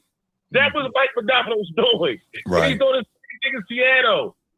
So it's like it's a good thing to see. Now Sam Darnold, you know what they say about him. You usually always give you one. They give you one now. Yes, he will. But if he plays turnover free with that defense, see, they be in that game in February. And hey man, Seattle look good, man. They biting, man. It's just a good thing to see that there's still great defenses in the NFL that play with some damn sense. They play with discipline. They remind me of Indiana. The college football team. Mike McDonald got those boys mighty. It's a great thing to see. Hey, what you laughing at? How your boys feeling, man? How your boys feeling, man? That's hilarious, bro. I was surprised you made the kind of the parody to a college team, but it's go ahead. Real quick, I'm ready to get off. Take me 15 seconds, see how you feel about the game gonna go tonight, Steve. Which game? The Pittsburgh Ravens, the AFC North Championship. How you think it's gonna go? To wash. To be honest with you, I somehow wish they could both lose or both tie, but I think the Ravens will find a way to win. Okay, gotcha. Hey, Brian, yeah. Y'all dudes next week, bruh. You say what? Y'all Doomsday next week, bruh. Y'all, why are you talking about us? See, Bruce, I didn't say anything this whole time, Bruce. Now, if I start talking about your Ravens, you subject to the same thing too. So you get your boy, Bruce. He came over here. He could have asked me the same question, Sneed, that he gave to Sneed, and I would have answered it. You're right, brother. By now, y'all should know I'm the asshole of the friend group, bro. Stop that. You call me the big bad little brother? Here comes the big bad little brother, y'all. Bro, don't be throwing dirt on my boy's name, bro. Leave Brucey out of this, man. Hey, man, y'all boys have a great Sunday, man. All right, man. I appreciate it. All right. Get him. You see this game, bro? That offensive line looking a little antsy. Hey, they came right up the middle on him, too. Yeah. See, you got to think like Jim Schwartz. I love my guy, bro. I Joe Burrow limping already. Look at Joe Burrow, leg half hanging off, looking like Kobe, wow. bro. Hey, he saw Myles Garrett and ran the other way. Man, he's like, I'm gonna slide this way, slide to the left. Laker Nation, what up, man? I'm in Coach T. My bad. What's good, man? Man, I always be Laker Nation. I just be talking shit. Yeah, you will be, but no, we got to make sure we show love to Be Ready Sports, man. What up? Appreciate it. I'm not surprised San Fran lost last night because anytime any of my teams have a chance to make history, we fumble the bag and then just piss on it and damn and go take the hard way. When Carlos brought it to my attention, it's like, your team has a chance to be the first one to not travel through the playoffs, and I got hyped on the show. Like, yeah, okay, one to host every game, even a Super Bowl. Then last night I slept on. I was like, I am not surprised we lost. Because because oh my god, I'm like that is the MO of my squad. Oh, the 49ers, yeah. So all of them. The Lakers been doing it. USC did it last year. Well, this year, the year before, the year before that, the year before that. Not bad, bro. Man, my teams just be folding like an accordion when they got a chance to make history, do big things. It's like, it's like what the, it's like what the, it's like what the, but the way Seattle beat us is kind of like the taste of our own medicine because we like to run the ball, play physical defense, and take you out of what you get, take you out of your strengths and have you do what we want you to do. Correct. So it was almost like Seattle was the San Francisco 49ers. And I was like, it's crazy. But we still had a chance of winning at the end. Well, finish to overtime at least. But we had a big drop at the end from one of our best players. And you just got to live with it and then just go on with the playoffs. Right.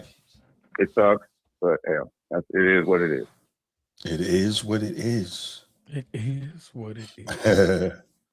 It is what it is. But my coyote is going to be Ben Johnson. No one expected the Bears to do anything this year. Right. And you don't think Liam Cohen deserves any credit? You don't think he's in the conversation? We don't worry. We're gonna talk. We're gonna talk about that next topic, man. Hold on, man. Always jumping the shark, man. Damn. Be patient. He has his own show and then come on our show and then try to reformat our show. Damn. Reformat. Yeah. You're like, bro, let us cook. Not necessary, brother. All right, let me call back on the next topic. Since Transformer come bringing up, is heating up the pitchforks right now, looking at me with his back turned. Like, right, I'm about to get this. Like, I'm about to get this dude if he don't get the hell. Going ahead on the topics on our show. He's up there warming it up right now. Let me get off. Let me get off this phone. All right, no doubt, bro. Thanks for the call. Got him. All right, let's go ahead and see. I think we don't have any more calls. We'll move to the last one. This is one that I really wanted to. Golly, man. Oh my goodness. All right, my kids aren't here. Did you guys hear that door open? No. I heard blue. That's crazy, bro. Bruce, I didn't know you had a new door installed in your room, bro. I didn't know that. Jesus Christ. I don't think Blue likes the show. I think that's Fumbo Rooski. All right. Whoa. No. Yeah, Cincinnati got it. No. Well, how did that happen? Got stripped. Ball's not protected. No, not that. Am I losing it? Losing what? It's like the old thumbnails are up. That's weird. Wait, what? How the hell did you do that? How'd you know? I had gotten rid of them before. Bro, that was weeks ago. What do you I don't know what happened. That was the last show, wasn't it? Is it back? Yeah, we'll get it. Okay, that's weird because on my end, it's got all the college football ones. No, it's back to NFL Coach of the Year. Yeah, that's Mike Vrabel on the right, isn't it? Yeah. Mm-hmm. And Ben Johnson on the left. Mm-hmm. Okay. Shanahan in the second, and then Liam Cohen.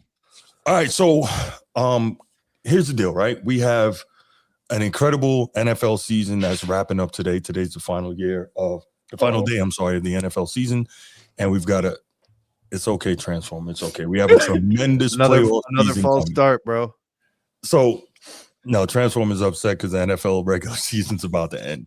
But even with all that said, we've got a tremendous playoff season coming. But regardless of that, we got awards coming up. And one of the awards that I guess probably doesn't get enough discussion is the NFL Coyote Award. No, the COY Coach of the Year. I should have put periods. Okay. You got to award the Coyotes, bro. They deserve a little respect. Right. You know what they do for controlling the population of deer and elk and caribou. You know. Oh my God. Absolutely. You people are insane. You know this, right? What do you mean, you people? Us educated folks? You people. Bro, the ecological importance of the Coyotes, bro. Yeah. Okay, but so the NFL Coach of the Year award. Now, these are the first ones that kind of came to mind for me, but I will say this. Obviously, I'm sure maybe there's a couple more, and we'll look forward to hearing some of the viewers and listeners talk about some of the guys we may have missed, or you guys. But for me, the top 4 candidates are probably Ben Johnson of the Bears. I know you hate to hear that, Transformer, but is what it is. Kyle Shanahan of the 49ers, Liam Cohen of the Jags, Duval. That was so weird. And Mike Vrabel of the Patriots. So I guess we can kind of look at the excuse me. We can look at the arguments for each and kind of get an idea of what we think on those, shall we? Yeah. Before I get into kind of my details, where are you guys with this race?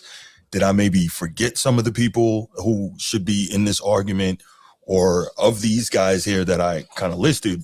Where are you in terms of who you think should probably win it? Sneap? I think my thought process is I should probably choose or favor the guy who took the worst group and made the best group. So I take like the net gain, how much positive was added, how much value was added in this transition from last year to this year. So worst record last year to the best record this year kind of idea.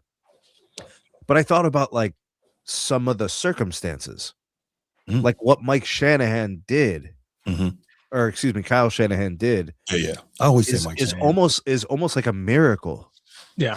But I look at what we joke about flowing hair all the time. I look at what that team has become because the quarterback position has basically been fixed. Same guy as previous years. That's right. But he looks all pro, like he makes the plays and he's got the team winning. It's the hardest thing to do is to just stick by one way to make your decision and then forget about everything else. It's a really hard thing to do. Somehow, some way you're going to slice someone. They all have a way to deserve it. Every guy that you put on your thumbnail. So I guess I'll just kind of stick to my principle and just say who made the best product with the least amount. Okay. So that's probably going to have to be the best way to do this. Okay. So with all that, who is it? I think that's Kyle Shanahan. I think he's been given the least and done the most. But in terms of doing something seemingly out of nowhere, you would say Ben Johnson. Liam Cohen's right there in that same kind of metric, right? Nobody really had the Jags doing much this year. If they would have been a 500 team, you would have said that's probably par for the course. They overachieved. The same thing with the Bears. If you would have said they went 500, you say that's a pretty good improvement over last year. They're winning their division. They're a favorite in the NFC. I mean, that's amazing. But in terms of doing the most with the least, it's actually Shanahan, bro. It's tough. It's tough. He did the most with the least. Okay. Transformer. I agree with a lot what Snead said. Kyle Shanahan, like I said, he's not going to win it, but I think he's well beyond deserving of it. Like I said, you dealt with the hand that you have in your hand, and he literally lost Pro Bowl Hall of Fame players on both sides of the ball at some point in time in the season, and still somehow they were able to make it to 12-5 record, right? You gotta think they spent time without Brock Purdy. Had Mac Jones back there, so his backup there was doing the job. Lost Trent Williams in a couple of games this year, did the job. Brandon Ayuk never came back, the $30 million receiver that they paid for. So they had to go with Jawan Jennings. They had to go with Ricky Pearsall from Florida. You go to their defense, right? They lost the best linebacker in the NFL in Fred Warner. Then you lose one of the best defensive ends in Nick Bosa. In the same season, you're like, dang, man, how's this team going to be able to win? They still found ways to be successful. found ways to be 12-5. 12-5 wins the division in any other year, right? But you just got a Seattle team that's 14-3 that's right in front of you. Crazy. So Kyle Shanahan, like I said, definitely deserves it. But I think this becomes more of the biggest story. The biggest Has he won it before award. Transformer? Kyle Shanahan? Yeah, I feel like he's won Coach of the Year. I don't know that he has. I don't think he does. Really? I don't think he did. No, I don't See, think that surprises me a little bit, you know? It does. Let me look at that. Kyle Shanahan. I don't think he has. Because he's a very celebrated coach. But he's never won the Coach of the Year award. And people talk about him as one of the highest quality coaches in the league. No, he's never won. Up there. He's never won Coach of the Year. So what do you call that? He has Sporting News Coach of the Year and AP NFL Assistant Coach of the Year, but he's never won NFL Coach of the Year. I think it's two things, right? It's I think it's a function of his Super Bowl failures as well as setting a consistently high bar during the regular season in terms of what he's been able to do. And I think that hurts him for Coach of the Year arguments, right? Yeah. But then, like I said, you can go and you think about the New England Patriots. You look at the New England Patriots last year; they had 4 wins, tied with Jacksonville, 4-13, and then now they literally are looking to flip that in reverse, right? To go 14-3 if they win today. But then you have the argument against them about the schedule. You're like, okay, well, they played the easiest schedule known to man, probably one of the easiest schedules in history. But you can only play the hand that you're dealt. It's not them that picked the schedule. It's due to their last place schedule that they was able to win these games, but they still amounted a 10-11 game win streak during the season. Has Drake May in the conversation of MVP, has this defense flying, giving you reminiscent thoughts about the old New England Patriots back when Tom Brady was there. Then you look at Liam Cohen, man, same thing. 4-13 last season, takes flowing hair. Everybody was out on flowing hair. They was ready to be done with him. Like everybody was like, it's over. Like Transformer of the talent, but Transformer of the guys we're talking about, who's got the most in the cupboard to make this meal? Kyle, well, like most talent. Yeah, like how they played the whole season with their guys, their rosters. Who played with the best? Who played with the most talent? I would say Jacksonville to Chicago. They played with the most talent. Kyle Shanahan obviously played with the least talent. And then I'll give the Patriots that. Oh, you know what? I'll probably give the Patriots the worst talent. The underrated talent offensively. They have a lot of underrated players that Kyle Shanahan still has. C-Mac still had Trent Williams. Still had, he still has some viable guys. So I would definitely say New England had the worst. So when we look at those coaches, they're uplifting players. They're taking regular guys and making them above average. Yeah. Right. I think that's a measure of a good coach. I think it's an important characteristic. Yeah. No, agreed. But like I said, man, it's gonna be a very, very tough race. I like Kyle Shanahan. I mean, I want to give it to him. I want to give him that grace, but I think he'll probably finish 4th in this one. I'll probably give you Ben Johnson 3rd. Vrabel will probably finish 2nd, and I think the narrative and the hype around the Jaguars will be Liam Cohen. So you have Liam Cohen winning it? I have Liam Cohen winning it. I have Vrabel coming in a hot 2nd. I don't think the media feels the same way as you. I think they do. Really? Because I think they do flowing hair. Yeah, it's that he took flowing hair because you had 3-4 coaches to try to do this with flowing hair. And I Liam agree. Cohen came in one season and he finally did. Including a former Super Bowl winning coach, a former NFL quarterback he was a quarterback coach, an OC, and a Super Bowl champion. They brought in this guy to get flowing hair going. I agree. I agree with you guys, but I think they're doing something extra for the Patriots. I think the Patriots, Mike Vrabel, is getting celebrated a little bit more than Liam Cohen is. Just based on broadcasting, when I listen to the broadcasters, the guys calling the games, that's true. They're glazing Mike Vrabel like a lot, bro, more than Liam Cohen is. Yeah. So I think a big part of that is obviously, what the Patriots have been over the last 25 years, right? 6 championships during that span, and 8 or 9 Super Bowl runs, right?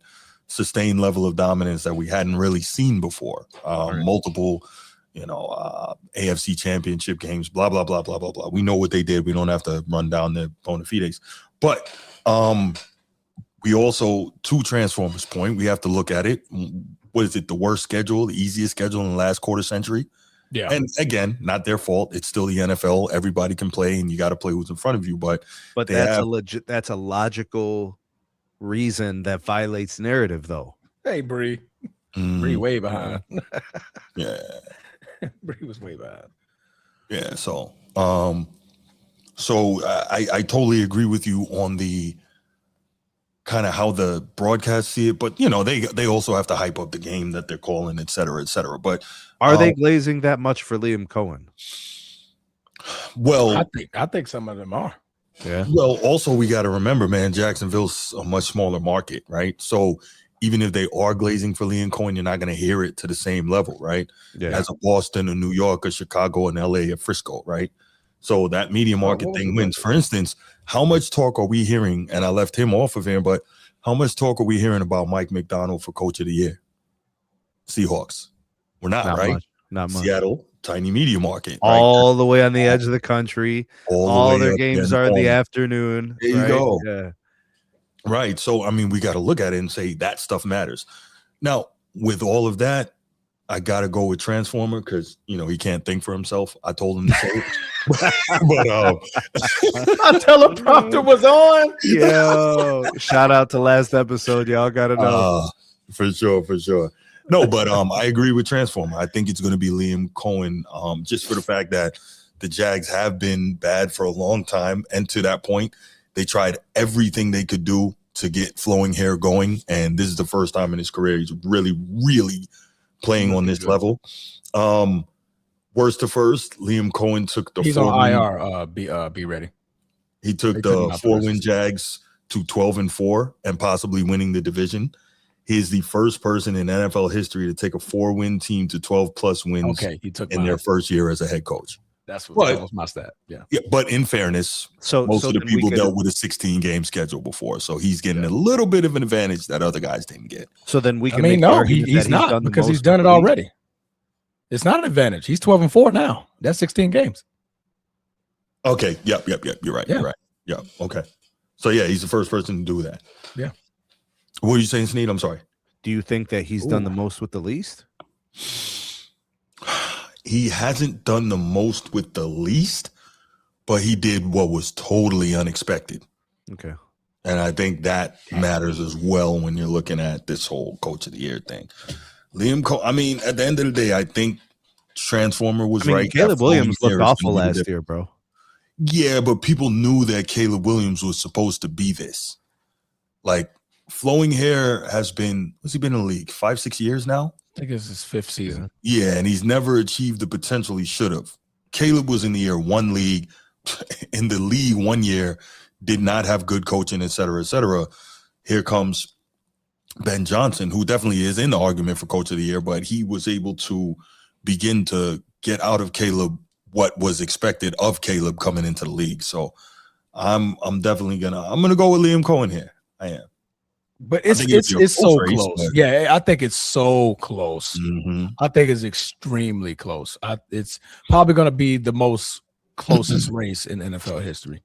When you look at what three of these coaches have done as far as uplifting their team, to Sneed's point, Ben Johnson and the Chicago Bears were for 5-win team last year. He comes in and now they're about to be possibly a 12-win team. They're at 11-5 right now, and they got to play Detroit. So it can go either way.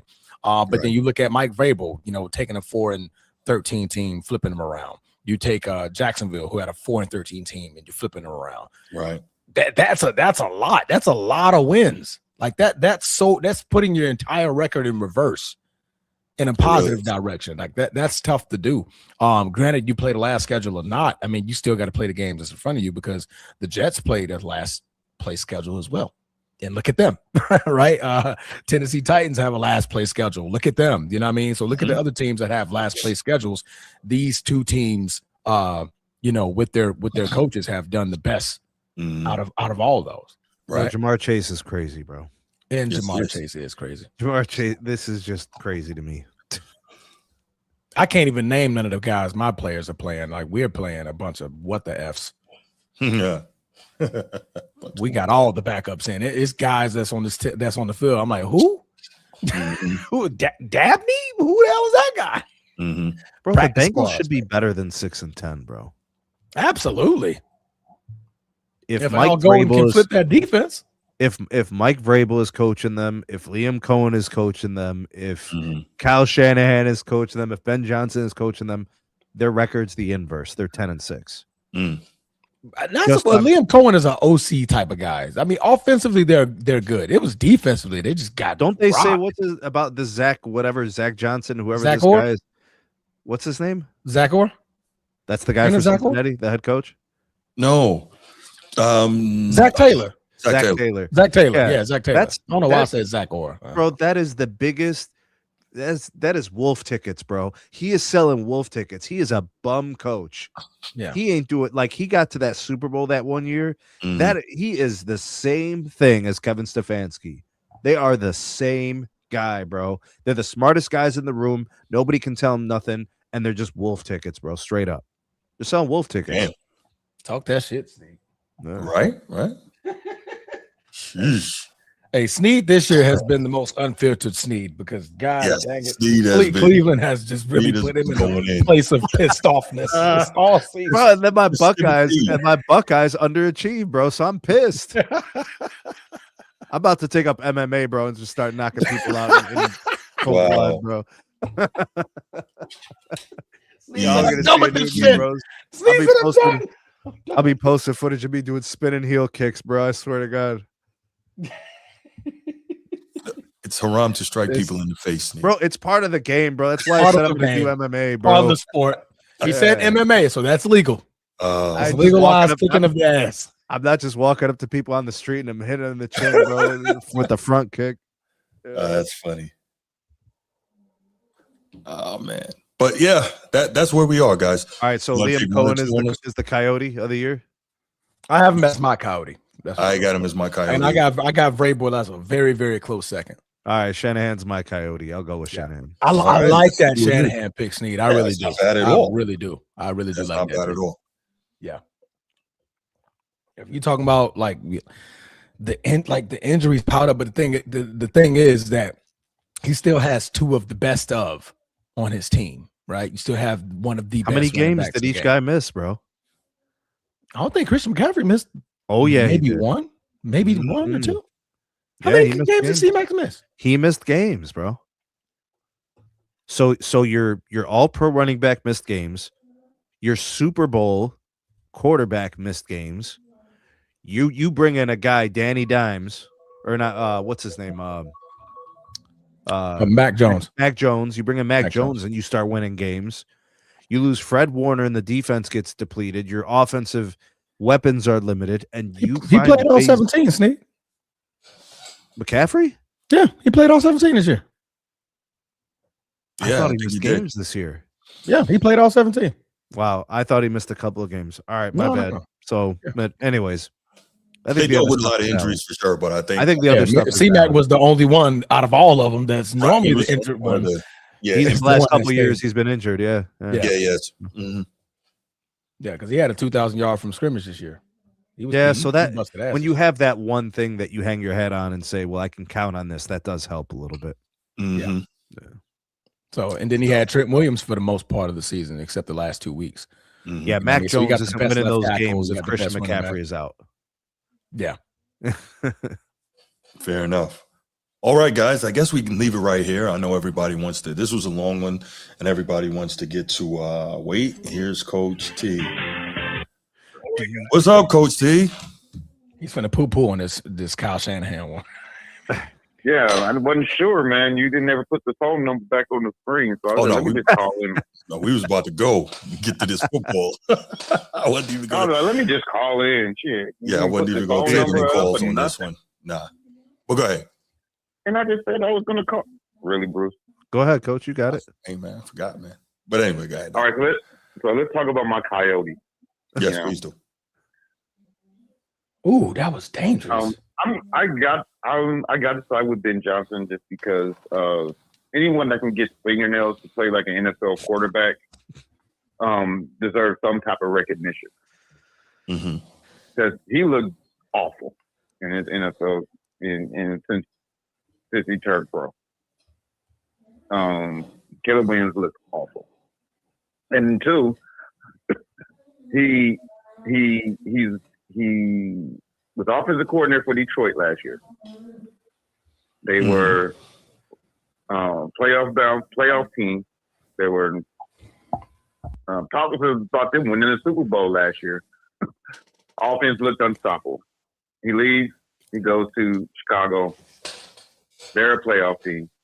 And Detroit doesn't even make the playoffs. And their offense looks abysmal. That's why I'm going with Ben Johnson. Because he's shown consistency with two different teams, two different offices, and you got the same result for both organizations. Cal Shanahan, yeah, he had a lot of injuries, so that's the story of his whole tenure in San Francisco. Injuries. He's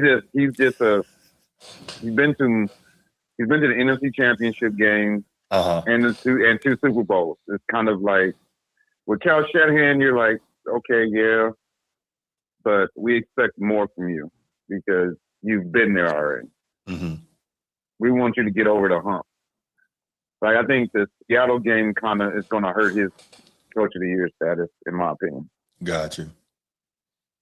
But other than that, I'm going with Ben Johnson. The other guys, like I said, you're not going wrong with any one of those picks. But I'm going with Ben Johnson just because of the consistency he had last year with Detroit, and they were a playoff team. And look at them now without him, their offense is struggling. And then the Bears' offense, and he had Caleb Williams looking crazy because they were going blow for blow last week with San Francisco, and damn near won the game. Okay, fair enough. So I think they're going to beat Detroit today, though. All right, unfortunately, in Soldier Field. All right, guys, that's my time.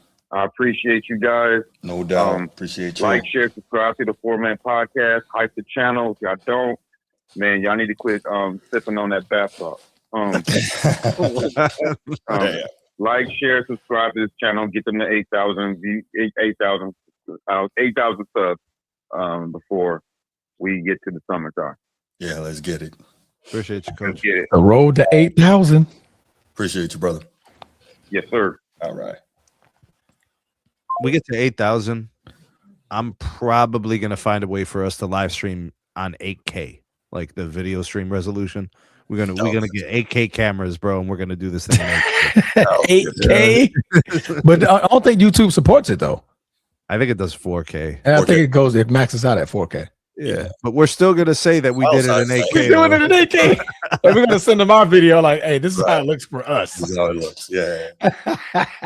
All right, y'all. Appreciate everybody who was here today. Appreciate y'all watching and checking in the live. Appreciate y'all if you're watching on the replay.